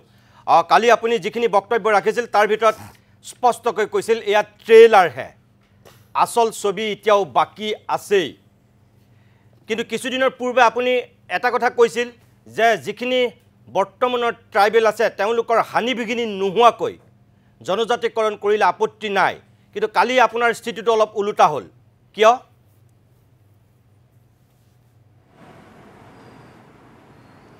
নাই মই স্পষ্টকৈ ক'ব বিচাৰিছোঁ যে আমাৰ আন্দোলন বা আমাৰ ধৰ্ণা চিচিটোৱাৰ 26টাকৈ যি জাতি জনগোষ্ঠী মানে সংগঠনবিলাক যোৱাকালি উপস্থিত হ'ল এই আন্দোলনটো কোনো জাতি জনগোষ্ঠীৰ বিৰোধী নহয় 6 জনগোষ্ঠীৰ বিৰোধীও নহয় এই কথাটো আমি স্পষ্ট কৰিছোঁ এতিয়া আপুনি যোনটো প্ৰশ্ন কৰিছে যে এই কথাটো স্পষ্ট যে 45 লাখ বৰ্তমান 14টাকৈ জনজাতি এই যে জনসংখ্যাৰ ওপৰত যোনটো হিচাপ আমাৰ 6 জনগোষ্ঠীৰ সংগঠনসমূহে মই তেওঁলোকক শ্ৰদ্ধা কৰোঁ সন্মান জনাওঁ আৰু সকলো জনগোষ্ঠীক আমি সন্মান জনাওঁ এইটো বড়োসকলৰ সদায় এটা চৰিত্ৰ আৰু সেই হিচাপে জনজাতিৰো এটা চৰিত্ৰ তো ইয়াৰ কাৰণে মই ক'ব বিচৰাটো যে 1.5 কোটি যি হিচাপ দিছে সেইটো যদি ওপৰত জাপি দিয়ে আমাৰ অৱস্থা কি হ'ব আৰু আপুনি যোৱা কেইদিনমানত মোৰ বক্তব্য আৰু যোৱাকালিৰ বক্তব্য সেই কথাটো কৈছে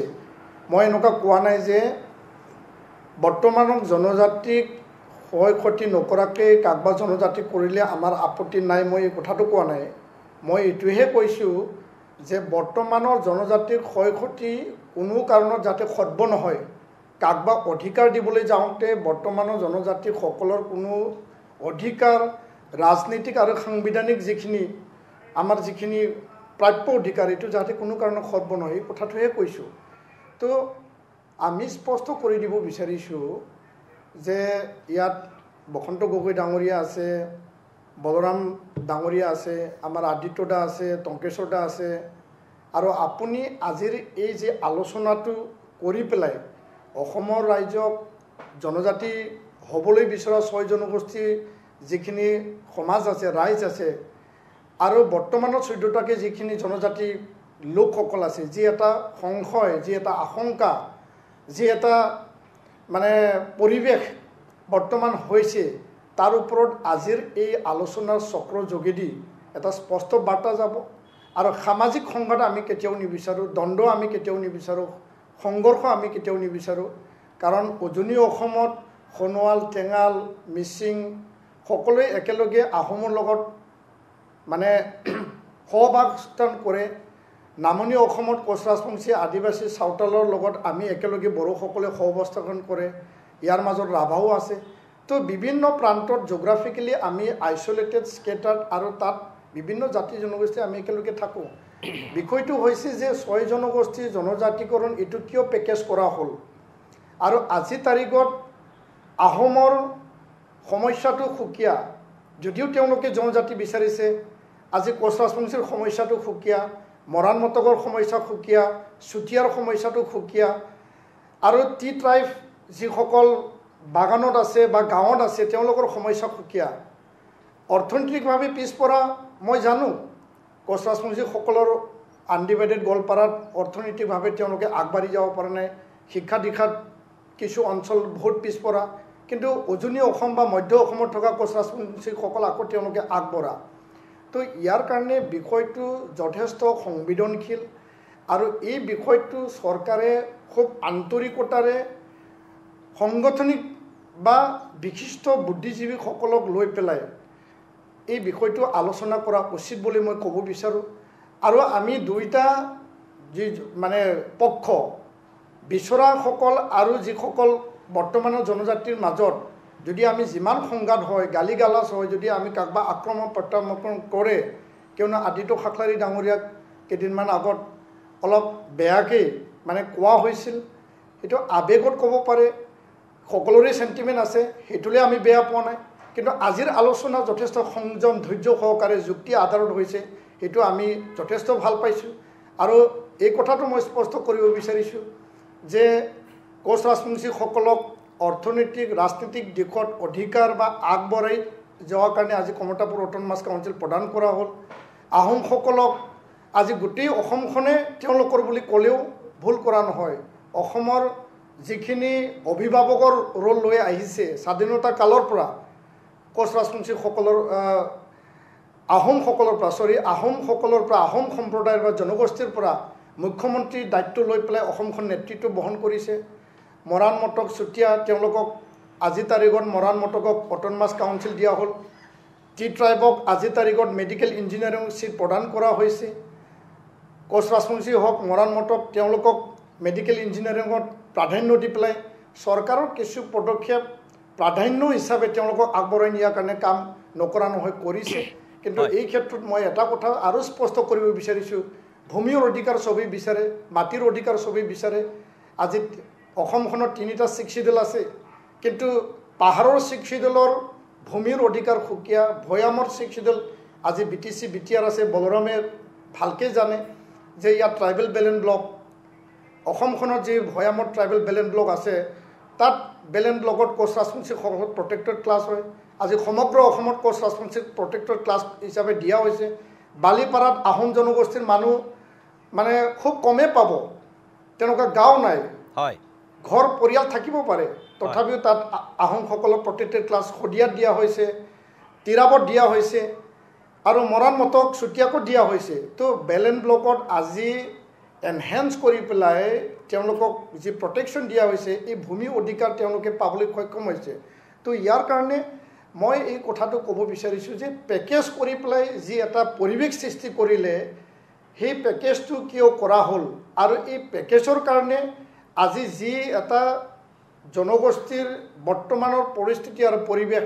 তেওঁলোকক কি ধৰণে আগুৱাই লৈ যোৱা যায় কি ধৰণে ৰাজনৈতিক এটা অধিকাৰ দিয়া যায় কি ধৰণে তেওঁলোকক আৰ্থ সামাজিক শিক্ষা দিশত উন্নয়ন কৰা যায় সেই বিষয়টোহে প্ৰাধান্য আছিল কিন্তু মানে ৰাস্তাটো দিয়া হ'ল যে জনজাতিকৰণ কৰিলে সকলো সমস্যাৰ সমাধান হ'ব সকলো সমস্যাৰ মীমাংসা হ'ব আজি আমি জনজাতি হৈও আজিও আমি ফিল কৰোঁ যে আমি বঞ্চিত লাঞ্ছিত আমি শোষিত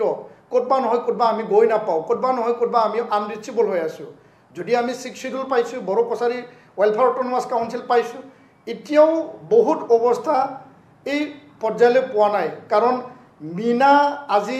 সৰ্বভাৰতীয় পৰ্যায়ত ST হয় আৰু ভিল মিনা হিচাপে তেওঁলোকক ST দিয়া হৈছিল কিন্তু ভিল কমা মিনা দিয়া কাৰণে মিনাসকল আজি ইমান আগবঢ়া এটা জনগোষ্ঠী হয় তেওঁলোকে গোটেই STৰ এই কোটাটো লৈ লৈছে ইয়াৰ কাৰণে বসন্ত গগৈ ডাঙৰীয়াই হওক বলৰামে হওক এই কথাটো আমি চিন্তা কৰিব লাগিব দীপেন বড়ো মই আকৌ আপোনাৰ কাষলৈ যাম দীপেন বড়ো মই অকণমান বিৰতি ল'বৰ হৈছে যিহেতু মই আকৌ আপোনাৰ কাষলৈ যাম মই অকণমান সময় বঢ়াই দিছোঁ আপুনি যিটো কথা কৈছে মোৰ দৃষ্টিভংগী আমাৰ দৃষ্টিভংগী সেইটোৱেই যে সংঘাত লগোৱা নহয় আমি সমন্বয় সম্প্ৰীতিৰ অসম এখন বিচাৰোঁ আজি যদি অসমৰ জনগোষ্ঠীয় লোকসকলৰ মাজতেই যদি সংঘাতৰ সূত্ৰপাত ঘটে তেনেহ'লে প্ৰত্যেকটো জনগোষ্ঠীয়ে যিখিনি কথা কৈ আছে ৰাজনৈতিক অধিকাৰ সামাজিক সাংস্কৃতিক নিজৰ কৃষ্টি সংস্কৃতিক লৈ যিটো সজাগ আৰু সচেতনতা প্ৰত্যেকটো জনগোষ্ঠীয়ে যিখিনি দেখুৱায় সেইখিনি কিন্তু হিন্দেৰি হ'ব কালিৰ সভাখনত বা ইয়াৰ পূৰ্বে 6 জনগোষ্ঠীয়ে যিটো আন্দোলন কৰি আছিল আপুনি যিটো কথা কৈছে আমি এটা সামান্য প্ৰয়াস কৰিছোঁ এইটো কথা সঁচা যে কালি সভাখনত যেনেকৈ কৈছিল বসন্ত গগৈ বা বলৰামহঁতে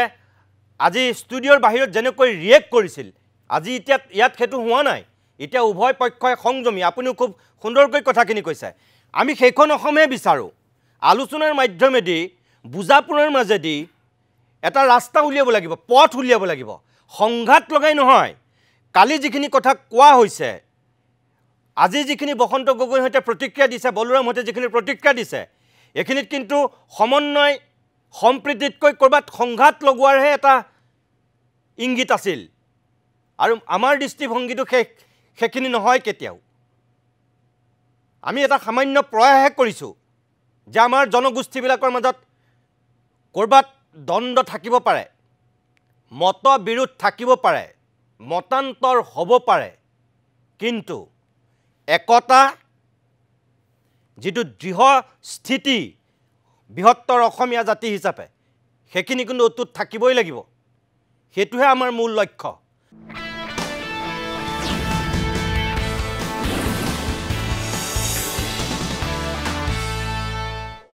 মই বসন্ত গগৈ মই আকৌ আপোনাৰ কাষলৈ আহিছোঁ চাওক কালি যিটো পৰিৱেশ সোণাপুৰত হ'ল আজি আপোনালোকে পুৱাৰ ভাগত যেনেকৈ প্ৰতিক্ৰিয়া দিলে সকলোৱে ভাবিছিল যে এতিয়া জনগোষ্ঠীবিলাকৰ মাজতে এটা সংঘাতৰ সূত্ৰপাত হ'বলৈ যাব মই যেতিয়া আপোনালোকক মাতিলোঁ মোক বহুতেই কৈছে যে তেওঁলোক একেলগে বহিবনে একেখন মঞ্চত তেওঁলোক অতিথি হ'বনে তেতিয়া আমি কৈছিলোঁ যে আমি চেষ্টা কৰোঁ তাৰমানে এনেকুৱাও হয়তো মানুহৰ ভাৱ আছিল চৰকাৰে যিটো কৰিব বিচাৰিছিল যে আপোনালোকৰ মাজত ভাগ আপুনি যিটো কথা ক'লে আদিত্য ঠাকৰেৰে এতিয়া তাৰ বিৰোধিতা কৰিছে যে কোনো ইয়াত চৰকাৰৰ পৃষ্ঠপোষকতা নাছিল কোনো মন্ত্ৰীয়ে তেনেকুৱা সহায় কৰা নাই সামগ্ৰিকভাৱে জনজাতীয় লোক নিজে ওলাই আহিছে নিজৰ অধিকাৰৰ কাৰণে কথাটো হ'ল এতিয়া আপোনালোকেতো এখেতসকলৰ বিৰুদ্ধে কথা কোৱা নাছিল আপোনালোকে চৰকাৰৰ পৰা দাবী কৰি আহিছিল আপোনালোকক প্ৰতিশ্ৰুতি দিছিল প্ৰতিশ্ৰুতি পূৰণ কৰিব লাগে বুলি কৈ আহিছিল কিন্তু তাৰ মাজতো ক'ৰবাত আপোনালোকৰ ভুল হ'ল নেকি যিটো কাৰণে আদিত্য ঠাকৰেৰে কালি ক'ব লগা হ'ল কোন আদিত্য ঠাকৰে আজি 1 লক্ষ মানুহে দেখুৱাই দিলে তাৰমানে আপোনালোকে হয়তো কোনোবাই যেতিয়া কৈছিল হু ইজ আদিত্য ঠাকৰে তাৰমানে তাৰ প্ৰমাণ দিবলৈও এখেতসকলে ক'ৰবাত তেনেকুৱা এটা পৰ্যায়লৈ গুচি গ'ল নেকি আৰু এটা কথা যে যিহেতু আপোনালোকে চৰকাৰৰ পৰা বিচাৰি আছিল সেই সময়ত আকৌ আদিত্য ঠাকৰে জনজাতিকৰণৰ বিৰোধিতা কৰি আছিল গতিকে আপোনালোকৰ চাগে সেইফালৰ পৰা গাত লাগিছিল সেইটো এটা কথা নহয় দাদা আন্দোলনটো আমি কৰিছোঁ চৰকাৰৰ বিৰুদ্ধে দাবী উঠাইছোঁ চৰকাৰৰ ঘৰত চৰকাৰে প্ৰতিশ্ৰুতি দিছিল প্ৰতিশ্ৰুতি পূৰণ কৰা নাই কিয় নাই কৰা সেই কথাটো সুধিছোঁ আৰু সুধিমেই চৰকাৰ ঠগবোৰ কৰি দিম কাৰণ প্ৰতিশ্ৰুতি তেওঁলোকে দিছিলে গতিকে দাদাহঁতে কালি আমাক আক্ৰমণ কৰি ল'লে মনটো বেয়া লাগিলে দুখো লাগিলে কাৰণ ককাই ভাইকেইটাৰ মাজত কথাৰ কটাকটি হৈছে কোনোবাই মাৰিম বুলি কৈছে কোনোবাই বেলেগ কিবা কিবি কৰিছে অলপ সাইকোলজিক্যাল এফেক্ট এটা থাকিবই এই কথা বতৰাবিলাক কিন্তু এই যে দাদাই ক'লে আদিত্য ঠাকৰে কোন আজি মোৰ লগত 1 লক্ষ মানুহে সেইটো প্ৰমাণ কৰিছে যে মই কোন মই তেখেতক ধন্যবাদ দিম যে 1 লাখ মানে 5 লাখ মানুহ ৰেডি কৰি ৰাখক অসম আৰু অসমীয়াৰ স্বাৰ্থত আমিও ৰখাম কাৰণ এটা অপশক্তিৰ বিৰুদ্ধে আমি একত্ৰিতভাৱে মাৰবানি যুঁজিব লাগিব প্ৰথম কথা সেইটো ভুল কথা নহয় ভালেই কৈছে তেখেতক সেইকাৰণে মই তেখেতক ধন্যবাদ দিছোঁ টংকেশ্বৰে এটা কথা ক'লে যে B.R. আম্বেদকাৰৰ নীতিটোৰ পৰিপন্থী হ'ব যদি এতিয়া বিচাৰি থকা মানুহখিনিক ট্ৰাইবেল কৰে তেতিয়া B.R. আম্বেদকাৰৰ নীতিটোৰ পৰিপন্থী কাম কৰিয়ে আছে প্ৰতিখন চৰকাৰে 7 বাৰ সংবিধান সংশোধনীৰ দ্বাৰা আজিৰ ট্ৰাইবেল এক্সিষ্টিং ট্ৰাইবেলবিলাকক ট্ৰাইবেল দি আছে 23rd 45 62 79 95 and 104 10 years কাৰণে এক্সটেণ্ড কৰি আছে আৰু এতিয়া 104 নতুন এমেণ্ডমেণ্টৰ জৰিয়তে 2020 একেল লোকক 2030 লৈকে STৰ মৰ্যাদা দি আছে এইটো কনষ্টিটিউশ্যন এক্সটেনশ্যন কৰি আছে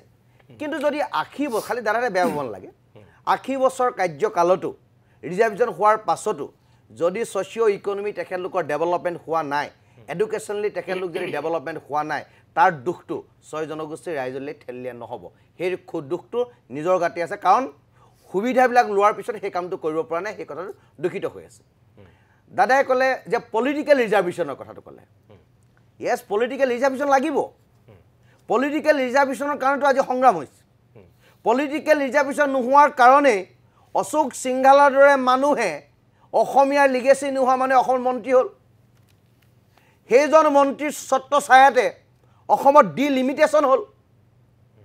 যে থলগিৰি খিলঞ্জীয়া ৰাইজে কাক ভোট দিব উজনিৰ বেংমৰা ৰাজ্যত থলগিৰি খিলঞ্জীয়া ৰাইজ ডিচাইডিং ফেক্টৰ নোহোৱা হ'ল এখিনি প্ৰৱজিত মানুহৰ ওচৰত সেই ক্ষমতা গুচি গ'ল ক্ৰমান্বয়ে মাঘেৰিটা ক্ৰমান্বয়ে শদিয়াত আৰু এখিনি প্ৰৱজিত মানুহ সেই থলগিৰি খিলঞ্জীয়া ৰাইজলৈ ভাবুকি আনিছে সেইকাৰণেতো পলিটিকেল ৰিজাৰ্ভেশ্যন আমাক লাগিব সেইকাৰণেতো আমি শংকিত হৈছোঁ উজনি অসমৰ প্ৰতিটো প্ৰান্তত আজি প্ৰৱজিত লোকে ভূমি ক্ৰয় কৰি থলগিৰি খিলঞ্জীয়া ৰাইজক ৰাজপথলৈ লৈ আহিছে তাৰ কাৰণে কৈছোঁ লেণ্ড ৰাইট আমাক লাগে চৰকাৰে কৰা নাই কৈছোঁ এই 6 জনগোষ্ঠীৰ জনজাতিকৰণ কৰক কৰি এই কামটো কৰক সেই কথা বতৰাবিলাক আমি কৈছোঁ আৰু সেই কথা বতৰাবিলাকৰ মাধ্যমেৰে আমি এইটো বুজাব বিচাৰিছোঁ যে অসমৰ বিধানসভাখন থলগিৰি খিলঞ্জীয়া ৰাইজৰ প্ৰতিনিধিৰ কাৰণে হওক তাত আমি কোৱা নাই আহোমৰ হওক কোচৰ হওক কলিতা হওক কোৱা নাই তাত বড়ো হ'ব পাৰে ৰাভাও হ'ব পাৰে মিচিঙো হ'ব পাৰে কলিতাও হ'ব পাৰে সকলোৱে খালি থলগিৰি খিলঞ্জীয়া ৰাইজৰ মনৰ মানুহজন মুখ্যমন্ত্ৰী হওক এই কথাটোৰ কাৰণে আমি লাগি আছোঁ আমাৰ শাসন কৰা মানুহজন নীতি নিৰ্ধাৰণ কৰা মানুহবিলাক আমাৰ হওক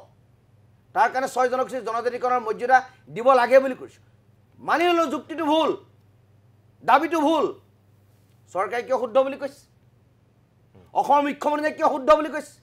কংগ্ৰেছ চৰকাৰে কিয় শুদ্ধ বুলি ক'লে বিধানসভাত কিয় প্ৰস্তাৱ ল'লে যে এক্সিষ্টিং ট্ৰাইবেলবিলাকৰ কোনো হানি বিঘিনি নোহোৱাকৈ 6টা জনগোষ্ঠীক জনজাতিকৰণ কৰিব পৰা যায় কেলে ল'লে যদি ভুল আছিল ল'ব নালাগিছিল তে দাবীটো চৰকাৰ ভুলটো চৰকাৰ হয়নে নহয় আমিতো দাবী উত্থাপন কৰিম অসমীয়া বচোৱাৰ স্বাৰ্থত এই কাণ্ড কাৰখানাবিলাক আছে আৰু দাদাহঁতে কৈছে যে আহোমসকল যে এটা ডেভেলপ আহোমখিনি দাদা ডেভেলপ নহয় মোক দেখিলে আপুনি ক'ব যে বসন্ত গৈ অলপ ইকনমিকেলি ষ্ট্ৰং বা ইকনমিকেলি অলপ চাৰ্মিং হৈ আছে নহয় তেনেকুৱা কোনো কথা এনেকুৱা বহুত মানুহ আছে যি পেটত গামোচা মাৰি আজিৰ তাৰিখতো ভাত খাই আছে দিন হাজিৰা কৰা মানুহ আছে মাটি হাল বাব নোৱাৰা মানুহ আজি অসমত আছে এই কথা বতৰাবিলাক লাগে আৰু এটা কথা কৈছোঁ দাদাই কৈছে আপুনি এটা কথা কৈছে আদিত্যই সদায় কয় যে এডুকেশ্যন চাকৰি বাকৰি এইবিলাকক বুজি আমাক কৈছোঁ মুকলি মনেৰে কৈছোঁ আজিও কৈছোঁ আমি অসমত ৰিচোৰ্চফুল প্ৰডাক্ট দিব বিচাৰোঁ দাদা আৰু সেই ৰিচোৰ্চফুল প্ৰডাক্টে ভাৰতবৰ্ষখনৰ উন্নতিত যাতে সহায় কৰে বিশ্ব মানৱ জাতিক যাতে সহায় কৰে তেনেকুৱা ৰিচোৰ্চফুল প্ৰডাক্ট আমি আহোম জনগোষ্ঠীৰ পৰা দিব বিচাৰোঁ এডুকেশ্যন আমাক ৰিজাৰ্ভেশ্যন নালাগে চাকৰি বাকৰি ৰিজাৰ্ভেশ্যন নালাগে পাব আমাৰ ল'ৰাই চাকৰি আছে কেপেবিলিটি সেইখিনি কৰিব পাৰিব কিন্তু পলিটিকেল ৰাইট কালচাৰেল ৰাইট আৰু ভূমি অধিকাৰ লাগিব আৰু কালচাৰেল ৰাইটটো এইকাৰণে লাগিব কাৰণ আহোম জনগোষ্ঠীক যিমান লঘু লাঞ্ছনা কৰিছে চকলং পতাৰ নামত এইখন সমাজত এইখন অসমত এঘৰীয়া কৰা উদাহৰণ আছে আপুনি টকশ্ব পাৰিছে দাদা হয় এঘৰীয়া কৰা উদাহৰণ আছে গাহৰি খোৱাৰ কাৰণে মানুহক খেদাই দিছে সমাজৰ পৰা বহিষ্কাৰ কৰিছে নামঘৰত সোমাব নিদিয়া পৰিৱেশ হৈছে খোৱাৰ কাৰণেও হৈছে খোৱাৰ কাৰণে কুকুৰা পোহাৰ কাৰণে সমাজৰ নামঘৰত দণ্ড দিয়া হৈছে ছোৱালীক বিয়া কৰিব হোৱা নাই সাজ পোছাক পটলুং পিন্ধাৰ কাৰণে কেনেকুৱা ধৰণৰ অপমান কৰিছে চাপকণ পিন্ধাৰ কাৰণে কেনেকুৱা ধৰণৰ অপমান কৰিছে মেডাম মেফি আমি প্ৰকৃতিক পূজা কৰোঁ আমি কুকুৰা দি পূজা কৰোঁ আমি কণী দি পূজা কৰোঁ আমি গাহৰি দি পূজা কৰোঁ তাত পূজা কৰা পদ্ধতিক লৈ সমালোচনা কৰিছে গতিকে এইখন অসমত আহোমে কিমান লঘু লাঞ্ছনা ভুগি কৰিছে সেইটো হয়তো দাদাহঁতে নাজানে আপোনালোকে ভাবে যে আমি মূল সুঁতিৰ অসমীয়া গতিকে আহোমে সকলো কৰে নহয় আহোমক কেনেকুৱা লঘু লাঞ্ছনা কৰিছে ফুলপা দিওঁতে কেনেকৈ ওপৰৰ পৰা দিয়ে সেইটো আমি জানো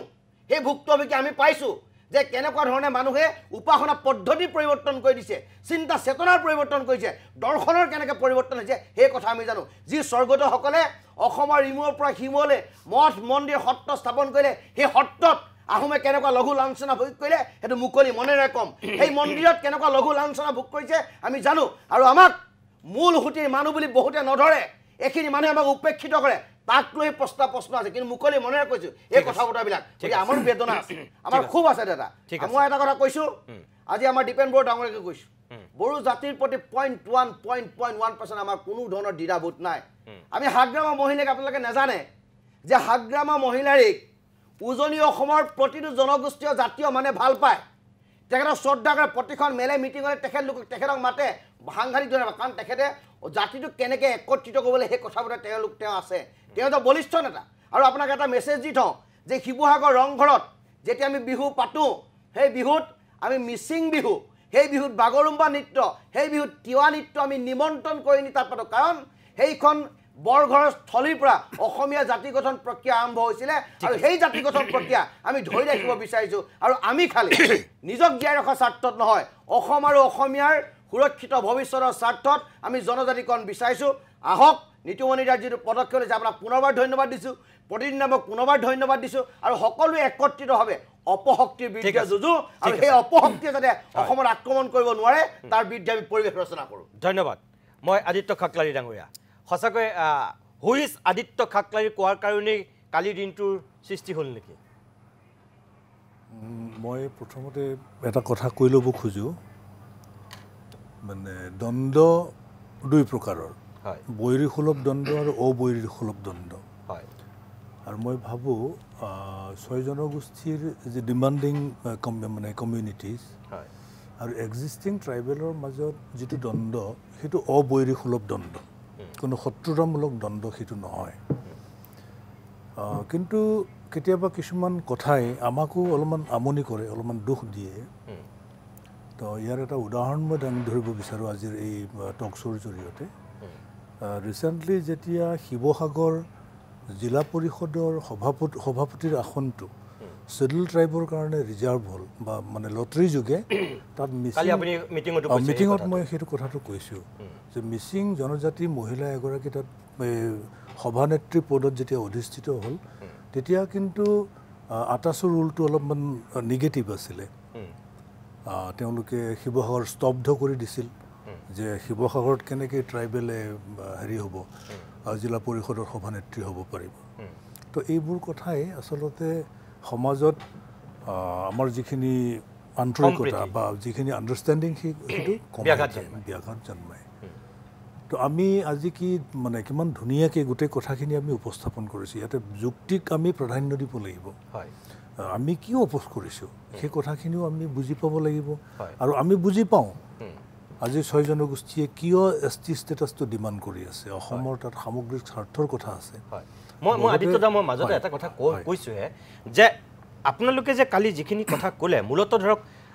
চৰকাৰৰ বিৰুদ্ধে কোৱাতকৈ 6 জনগোষ্ঠীৰ নেতৃত্বৰ বিৰুদ্ধে বেছিভাগ ক'লে যে চৰকাৰেহে তেখেতসকলক দিম বুলি কৈছিলে এখেতসকলে চৰকাৰৰ পৰাহে বিচাৰিছে আপোনালোকৰ পৰাতো কাঢ়ি আনিব বিচৰা নাই নহয় এই কথাখিনিও আমি যোৱাকালি প্ৰকাশ কৰিছোঁ যে কংগ্ৰেছৰ দিনত এটা প্ৰস্তাৱ আছিল সেই প্ৰস্তাৱটো আছিল যে বৰ্তমানে স্বীকৃত জনজাতিসকলৰ কোনো হানি বিঘিনি নকৰাকৈ 6 জনগোষ্ঠীক ST ষ্টেটাছটো দি দিব লাগে কিন্তু এতিয়া আজিৰ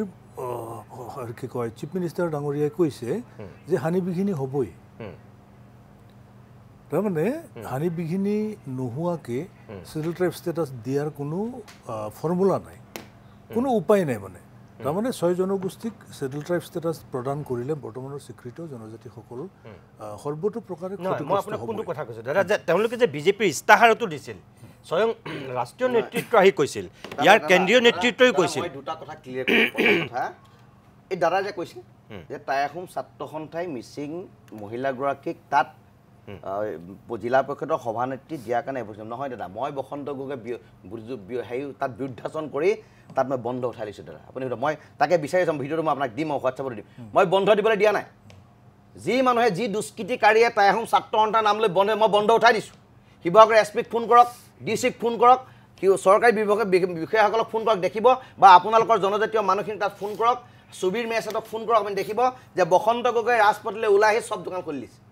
মই কিছু খবৰদাৰ এইটো হ'ব নোৱাৰিব মিচিং সম্প্ৰদায়ৰ মানুহ ইয়াত হয়তো ইয়াত হেৰি হৈছে জিলা পৰিষদ হৈছে তাত আমাৰ কোনো আপত্তি হ'ল নেকি তো 5 বছৰ কাৰণে 5 বছৰ কাৰণে নাথাকিব মিলা পিঠা থাকিব লাগিব আমি সেইটো কৰিছোঁ স্পষ্ট বাৰ্তা এটা দিছোঁ ৰোটেশ্যন হৈছে সেইটো স্পষ্ট সেইটো আমি কৰা নাই কোনোবাই কৰিছে আটাচোন নামলৈ কিন্তু আমি বন্ধটো উঠাই দিছোঁ ক্লিয়াৰ কাট কথা আৰু এটা মই আপোনাক এখন ফটো দেখাব বিচাৰিছোঁ দাদা এই যে বিজেপি চৰকাৰে পাবলৈ দিমৰ কথাবিলাক কৈছে আজি দিলীপ শইকীয়া দলৰ সভাপতি আচ্ছা দিলীপ শইকীয়া আজি দলৰ সভাপতি তেখেতলোকে 2007 চনত যেতিয়া দিলীপ শইকীয়া আমাৰ যুৱ মৰ্চাৰ যে প্ৰেচিডেণ্ট আছিলে তেখেতে দিল্লীত গৈ ধৰ্ণা দিছিলে আৰু 6 জনগোষ্ঠীৰ দাবী লৈ 6টা জনগোষ্ঠীৰ জনজাতিকৰণ কৰিব লাগে বুলি ধৰ্ণা দিছে তেখেতে এতিয়াত আছে ফটোৱে মিছা কথা নকয় এইজন সন্মুখত বহি আছে এইজন লালকৃষ্ণ আদবানী 6 জনগোষ্ঠীৰ জনজাতিকৰণৰ ছাপোৰ্ট কৰি লালকৃষ্ণ আদবানীয়ে যন্ত্ৰ মন্ত্ৰত তেখেতে বক্তব্য দিছে তেখেতে গতিকে আজি বিজেপি কেনেকৈ কৰে এই বিষয়টোৰ পৰা ভালকৈ দিব পাৰিব কি যুক্তিত পাৰিব আজি দিলীপ শইকীয়াই পাৰিব নে অসমৰ মাননীয় মুখ্যমন্ত্ৰী মহোদয়ে পাৰিব নে কোনোবাই পাৰিব আৰু তোমালোকে ক'বা তোমালোকে ধৰ্ণা দিবা তোমালোকে পৰিস্থিতি দিবা প্ৰধানমন্ত্ৰীজনে ভাষণৰ কথাবিলাক ক'ব আৰু যেতিয়া আমি বিচাৰিম তেতিয়া আমাৰ মাজত দ্বন্দ্ব খেল লগাই দিব তোমালোকে আমাৰ মাজত দ্বন্দ্ব খেল লগাই কা ইমপ্লিমেণ্ট তোমালোকে কৰিলা গিলিমিনেশ্যন নামৰ অসমীয়া মানুহখিনিক তোমালোকে ভাগ কৰিলা কোনে ক'ত ভোট দিব তাক তোমালোকে ক'ব নোৱাৰা কৰিলে জনগোষ্ঠীয় মানুহ কঁকাল ভাঙি দিলা নামনি অসম তোমালোকে শেষ কৰি দিলা এতিয়া হিন্দু বঙালীক আনি পেলাই অসমত সংস্থাপিত কৰিবলৈ লৈছা আৰু আমাৰ জনজাতীয় আমাৰ জনগোষ্ঠীয় মানুহখিনি ভাগ কৰি এইটো কিন্তু আমি হ'বলৈ নিদিওঁ আদিত্যদাও হুঁচিয়াৰ হৈ থাকিব লাগিব টংকেশ্বৰ যদিও পলিটিক্সত যায় তেখেতো হুঁচিয়াৰ হ'ব লাগিব কাৰণ তেখেতলোকৰ ঘৰৰ কাষত শত্ৰু কোন তেখেতে নিজেই জানে আজি আদিত্যদাৰ ঘৰৰ বাউণ্ডেৰীত শত্ৰু কোন দাদাই জানে গতিকে এই কথা বতৰাবিলাক আছে গতিকে এই কথা বতৰাৰ কাৰণে আমি একত্ৰিত হ'ব লাগিব আৰু চৰকাৰক বাধ্য কৰাব লাগিব যে যুঁজ হৈছে অপশক্তিৰ বিৰুদ্ধে নাই মই সেইটোকে আদিত্যদাক সুধিছিলোঁ যে প্ৰশ্নটো চৰকাৰক কৰিব লাগিছিল হয় যেতিয়া প্ৰতিশ্ৰুতি দিছিল যেতিয়া নিৰ্বাচনী ইস্তাহাৰত বিজেপিয়ে উল্লেখ কৰিছিল বা বাৰম্বাৰ এতিয়া আপুনি যিটো কথা ক'লে লালকৃষ্ণ আদবানীয়ে যিটো কৈছিল বা দিলীপ শইকীয়াহঁতে যেনেকৈ আপোনালোকক সমৰ্থন কৰি কৈছিল তেতিয়া আপোনালোকে সেই প্ৰস্তুতি কৰিব লাগিছিল যোৱাকালি আমি চৰকাৰকো সকিয়নি দিছোঁ চৰকাৰক একেবাৰে এৰি দিয়া নাই চৰকাৰকো আমি সকিয়াই দিছোঁ যে কোনোপধ্যেই বৰ্তমানৰ ট্ৰাইবেলসকল যাতে মানে ক্ষতিগ্ৰস্ত নহয় এই কথাটো আমি কৈছোঁ আৰু একেখিনি সময়ত আমি কৈছোঁ যে 6 জনগোষ্ঠীক প্ৰতিও আমাৰ অনুকম্পা আছে, তেওঁলোকৰ প্ৰতিও আমাৰ ৱেল উইচ আছে, তেওঁলোকৰ সমস্যাও সমাধান হ'ব লাগিব আৰু তেওঁলোকক OBC হিচাপে মেক্সিমাম বেনিফিট দিব লাগে। প্ৰয়োজন হ'লে ৰাজনৈতিক সংৰক্ষণ পৰ্যন্ত OBCক দিব লাগিব। তাৰ কাৰণে কনষ্টিটিউশ্যনেই এমেণ্ডমেণ্ট মানে কৰক। এই কথাখিনিও আমি মানে কৈছোঁ আমাৰ ফালৰ পৰা খুব স্পষ্ট ৰূপত। আজি কথা এটা খুব স্পষ্ট হ'ল, আটাচুৰ সভাপতি ডাঙৰীয়াই কৈছে যে আটাচুৰ তৰফৰ পৰা সেই বন্ধটো দিয়া হোৱা নাছিল, শিৱসাগৰ বেলেগে দিছিলে আৰু তাৰ কাৰণে তেওঁক মই ধন্যবাদ জনাইছোঁ। হয়, মই টংকেশ্বৰ ৰাভা, মোৰ সময় যিহেতু শেষ হৈ আহিছে, তেখেতে কৈছে যে OBCৰ মৰ্যাদাটো আৰু অধিক বৃদ্ধি কৰক খাকলাৰী ডাঙৰীয়াই। আপুনিও কালি তেনেকুৱা এটা ইংগিত দিছিল, কিন্তু এখেতসকলে কৈছে নহয়, এওঁলোকক জনজাতিকৰণৰ মৰ্যাদাই লাগিব। এতিয়াতো গণ্ডগোলটো তাত হৈ আছে আৰু চৰকাৰেতো এতিয়া সুযোগ ল'ব তেতিয়াহ'লে। আৰু যদি আপোনালোকে কৈছে যদি দিয়ে, তেনেহ'লে আপোনালোকে 45 লাখ ট্ৰাইবেলে দেখুৱাই দিব শক্তি কি। আৰু এখেতসকলে কৈছে যদি এখেতসকলক নিৰ্বাচনৰ আগত জনজাতিকৰণ নকৰে, তেনেহ'লে গোটেই 6টা জনগোষ্ঠীৰ মানুহে এইবাৰ দেখুৱাই দিব এওঁলোকৰ শক্তি কি। তেনেহ'লে এতিয়া চৰকাৰে কি কৰিব? চাওক, সমস্যাটো একদম সুন্দৰ সমাধানৰ প্ৰক্ৰিয়াত আছে। মূল ফাইটটো হৈছে জনজাতি হোৱা বিচৰা বিৰুদ্ধাচৰণ কথাটোত নাই। মূল কথাটো হৈছে এটা জাতি এটা জনগোষ্ঠী জীয়াই থাকিব লাগিলে তেওঁলোকৰ সেই কামখিনি কৰিবৰ কাৰণে পলিটিকেল ৰিজাৰ্ভেশ্যনটো কোন স্তৰত আছে, মূলতঃ সুৰক্ষিত হ'ব লাগিব। এতিয়া সেই প্ৰমাণটো আজি তাৰিখত যদি আমি চাবলৈ যাওঁ, অসম চৰকাৰৰ পৰা ইতিমধ্যে যদি আমি চাওঁ, পজিটিভ দিশত যদি আমি চাবলৈ যাওঁ, যে যিটো কনচেপ্ট আছিল যে অটনমি কেৱল অটনমাছ কাউন্সিল ট্ৰাইবেলৰ কাৰণেহে পায়, কিন্তু কমতাব অটনমাছ কাউন্সিল তেওঁলোকে কিন্তু SC নহয়, কোচ ৰাজবংশীসকল মৰাণ মতক অলৰেডি কৰিছেই। যদি SC নোহোৱাকৈ যদি এখন অটনমাছ কাউন্সিল গঠন কৰিব পৰা যায়, যদি গভৰ্ণমেণ্টখনে ইচ্ছা কৰে, তেতিয়াহ'লে SC নকৰাকৈ OBCৰ আণ্ডাৰতে পলিটিকেল ৰাইটছটো দিব নোৱাৰা কোনো যুক্তি থাকিব নোৱাৰে। তাৰ কাৰণে সংবিধান সংশোধন কৰিব পাৰে, তাৰ কাৰণে কেন্দ্ৰৰ ৰাজ্যত মেজৰিটি আছে।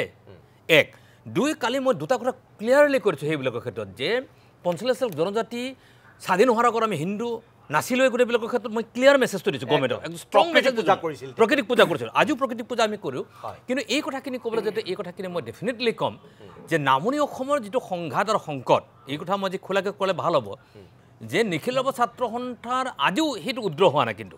নিখিল নৱ ছাত্ৰ সন্থাৰ 1988 সিদ্ধান্ত আছে, তেতিয়াই কৈ থোৱা আছে অবিভক্ত গোৱালপাৰা জিলাৰ কোচ ৰাজবংশীসকলক ST কৰিব লাগে, তেতিয়াই কোৱা আছে, আজি উদ্ৰ হোৱা নাই। কিন্তু যেতিয়া অভিযুক্ত গোৱালপাৰা জিলাক বাদ দি পেলাই গোটেই অসমৰ কথাখিনি আহে, এই 96 কথাটো মনত পৰি যায়, ক'ৰবাত সংঘাতটো আহি যায়। তাৰমানে সেই প্ৰক্ৰিয়াখিনিক যদি এটা কণ্টিনিউৱাছ প্ৰচেছত যদি ৰাজবংশী বিশেষকৈ আক্ৰাচৰ নীতিবোৰ যদি লৈ যায়, ইয়াৰ ইতিবাচক দিশটো তাত লুকাই আছেই। তাৰমানে অভিযুক্ত গোৱালপাৰা জিলাৰ কোচৰাজবংশীসকল, অভিযুক্ত গোৱালপাৰা জিলাৰ বড়োসকল, অভিযুক্ত গোৱালপাৰাৰ ৰাভাসকল, অভিযুক্ত গোৱালপাৰা জিলাৰ যদি আপুনি বৰ্মনসকল, অকণমান চাউথাল থাণ্ডাল মৰিয়া কাৰিয়া মুণ্ডা, এই সকলক যদি এটা পলিটিকেল ৰিজাৰ্ভেশ্যনলৈকে পলিটিকেল ৰাইটছটো দিবলৈ যদি যায়, তেতিয়াহ'লে লোৱাৰ অসমটো প্ৰত্যেকটো লেভেললৈ হ'বলৈ যাব। আৰু সেইটো ইচ্ছা কৰিলে গভৰ্ণমেণ্টে কৰিব নোৱাৰা কোনো কাৰণ নাই তাত। তেতিয়া বৰ্তমানৰ যিখিনি এক্সিষ্টিং ট্ৰাইবেলছ আছে তেওঁলোকে তেতিয়া বিৰোধিতা নকৰে? নহয়, মই কৈছোঁ নহয়, অটনমাছ কাউন্সিল কমতাপুৰ অটনমাছ কাউন্সিলখন দিবলৈ যাওঁতে ST হ'ব লগা হোৱা নাই। তাৰমানে পলিটিকেল ৰিজাৰ্ভেশ্যন দিবলৈ যাওঁতে ST হ'বলৈ বুলি কোনো কথা নাই। সেই অটনমাছ কাউন্সিল যে 3খন ক্ৰিয়েট কৰিলে, কমতাপুৰ অটনমাছ কাউন্সিল, মৰাণ মটক, আজি সেইখিনি যি ধৰণে Kamatapur autonomous council, Rabha autonomous council তেনেকৈ চলিছে, ই পাৱাৰফুল নহয়। সেইকাৰণে আমি 6 বিচাৰিছোঁ। 14 চনৰ আগত আজিৰ বিজেপি নেতা চৰকাৰখনে তেতিয়া কিন্তু মেনিফেষ্টেট কৰিছিল যে ৰাভা 6 দিম বুলি পেলাই কোৱা আছে, সংগ্ৰাম আজিও চলি আছে। গতিকে মোৰ আহ্বানটো থাকিব কি, যে অসমখন বচাবলৈ যাওঁতে, নামনি অসমখন বচাবলৈ যাওঁতে এই এক্সিষ্টিং কমিউনিকেটাৰ ক্ষতি হ'বই নোৱাৰিব, ট্ৰাইবেল কাৰ্ডৰ ক্ষতি হ'ব নোৱাৰিব। আৰু নতুনকৈ যিসকল হ'ব বিচাৰিছে তেওঁলোকৰ মূল দাবীটো পলিটিকেল ৰিজাৰ্ভেশ্যন দি পেলাই যদি কাম কৰিব যায়, তেতিয়াহ'লে মই ভাবোঁ ইয়াৰ সংঘাত সংকট হোৱাৰ কোনো প্ৰশ্ন নাথাকিব। একদম বলৱান বৰ্মন, 1 মিনিট সময় আছে মোৰ। কেৱল পলিটিকেল মানে ৰিজাৰ্ভেশ্যন দি কোচ ৰাজবংশীসকল সুৰক্ষিত কেতিয়াও নহয়। কোচ ৰাজবংশীসকলক জনজাতিকৰণৰ যি ছিষ্টেম, সেই ছিষ্টেমতে জনজাতিকৰণ দি আমাক সুৰক্ষিত কৰিব লাগে। মই এটা কথা স্পষ্টকৈ কৈছোঁ, আজি খিলঞ্জীয়াসকল, প্ৰত্যেকটো খিলঞ্জীয়া মানুহ, খিলঞ্জীয়া প্ৰত্যেকজনৰ লগত ভাই মূলক কথাৰে আমি সমস্যাবিলাক সমাধান কৰিব লাগিব। আৰু যদি আমি নিজক নিচিনি যদি আমি বেলেগৰ কথা আমাৰ মাজত সমালোচনা কৰি থাকোঁ, তেতিয়াহ'লে বেলেগে মই আপোনাক পোনপটীয়াকৈ সুধিছোঁ যে 25 নৱেম্বৰত যদি আপোনালোকে আশা কৰাৰ ধৰণৰ কিবা এটা আপোনালোকে উত্তৰ নাপায় বা তেনেকুৱা ইংগিত নাপায়, তেতিয়া কি হ'ব? এতিয়া এটা কথা হৈছে কি, যোৱা 9 নৱেম্বৰ তাৰিখে আপোনালোকে দেখিবলৈ পাইছে কোচ ৰাজবংশী স্বতঃস্ফূৰ্ত ওলাই আহিছে। আমাৰ এটাই কথা, আমি সিদ্ধান্তই লৈছোঁ 26ৰ আগত কোচাজবংশী জনগোষ্ঠী জনজাতিকৰণ কৰিব লাগিব ইয়াত কোনো আৰু বিকল্প ব্যৱস্থা নাই তাৰ কাৰণতে কালি দীপেন বড়ো ডাঙৰে যিটো কথা কৈছে যোৱাকালিৰ সভাখন তেখেতসকলৰ এটা মানে ট্ৰেইলাৰ আছিল আমি আখৰাখন দেখাইছিলোঁ আমি এইখন চৰকাৰক বিটিআৰ ইলেকশ্যন আমি ক্ষোভ ৰাগ মনৰ মাজত জ্বলি থকা জুইকোৰা তাত দেখাইছোঁ সেইকাৰণে কৈছোঁ 26ৰ বিধানসভা ইলেকশ্যন আগত যদি কোচাজবংশী জনজাতিকৰণ নকৰে তেতিয়াহ'লে আমি যাক লৈ আমি সুৰক্ষিত অনুভৱ কৰিম যাক লৈ নিজৰ সমাজখন সুৰক্ষিত কৰিব পাৰিম আমি কি চিন্তা কৰিলে কি ভাৱনাৰে আমি উঠিলে আমি নিজক নিজে সুৰক্ষিত বুলি ভাবিব পাৰিম সেই ব্যৱস্থা কিন্তু নিজে আমি লোৱাৰ চেষ্টা কৰিম আৰু এইখন চৰকাৰ যদি আমাক জনজাতিকৰণ নকৰে 26ৰ আগত পৰিণতি কি হয় সেই বস্তুটো চাব লগতে এটা কথা কৈছোঁ কি ট্ৰাইবেল সংঘই আজি যিখিনি শংকা বোধ কৰি কালিৰ সভাখন অনুষ্ঠিত কৰিছিল ইয়াত এটা কথা মই ক'ব বিচাৰোঁ যোনে প্ৰতিবেদনখন প্ৰস্তুত কৰি আছে সেই মানুহজনৰ অধ্যক্ষই আছিল ৰণজ পেগুটা কৰি তাত আপোনালোকৰ ইমান সন্দেহ কৰিব লগা নাছিল বুলি ভাবোঁ আৰু চৰকাৰক আপোনালোকে গালি নিদি বেছিভাগ আমাকে বেছি কোৱা কাৰণত আমি দুখ পাইছোঁ আৰু এই ধৰণৰ যে পৰিৱেশটো চলি থাকে তেতিয়াহ'লে কিন্তু বড়ো ৰাভা কোচাজবংশীৰ মাজত কিন্তু সংঘাত বিশেষকৈ আহি যাব আৰু এই সংঘাতটো আমি নিবিচাৰোঁ কাৰণ তেনেকুৱা সংঘাত বহুবাৰ হৈছে মই বৰ্মন সেইটো নহওক বুলিয়ে মই কালি দিনটোৰ পিছত আজি আপোনালোকক মই একত্ৰিত কৰিছোঁ কোনোবাই কৰিছে নাই নাজানো চৰকাৰে হয়তো তেনেকুৱা বিভাজন কৰিব বিচাৰিছিল মই কিন্তু আপোনালোকক মাতি আনি একত্ৰিত হৈ কৰিছোঁ মই সংঘাত লগাব বিচৰা নাই আপোনালোকৰ মাজত সংঘাতটো আমিও নিবিচাৰোঁ একদম সেইটোৱেই কিন্তু তাৰ কাৰণে কিন্তু আমি ৰেডি আছোঁ যদি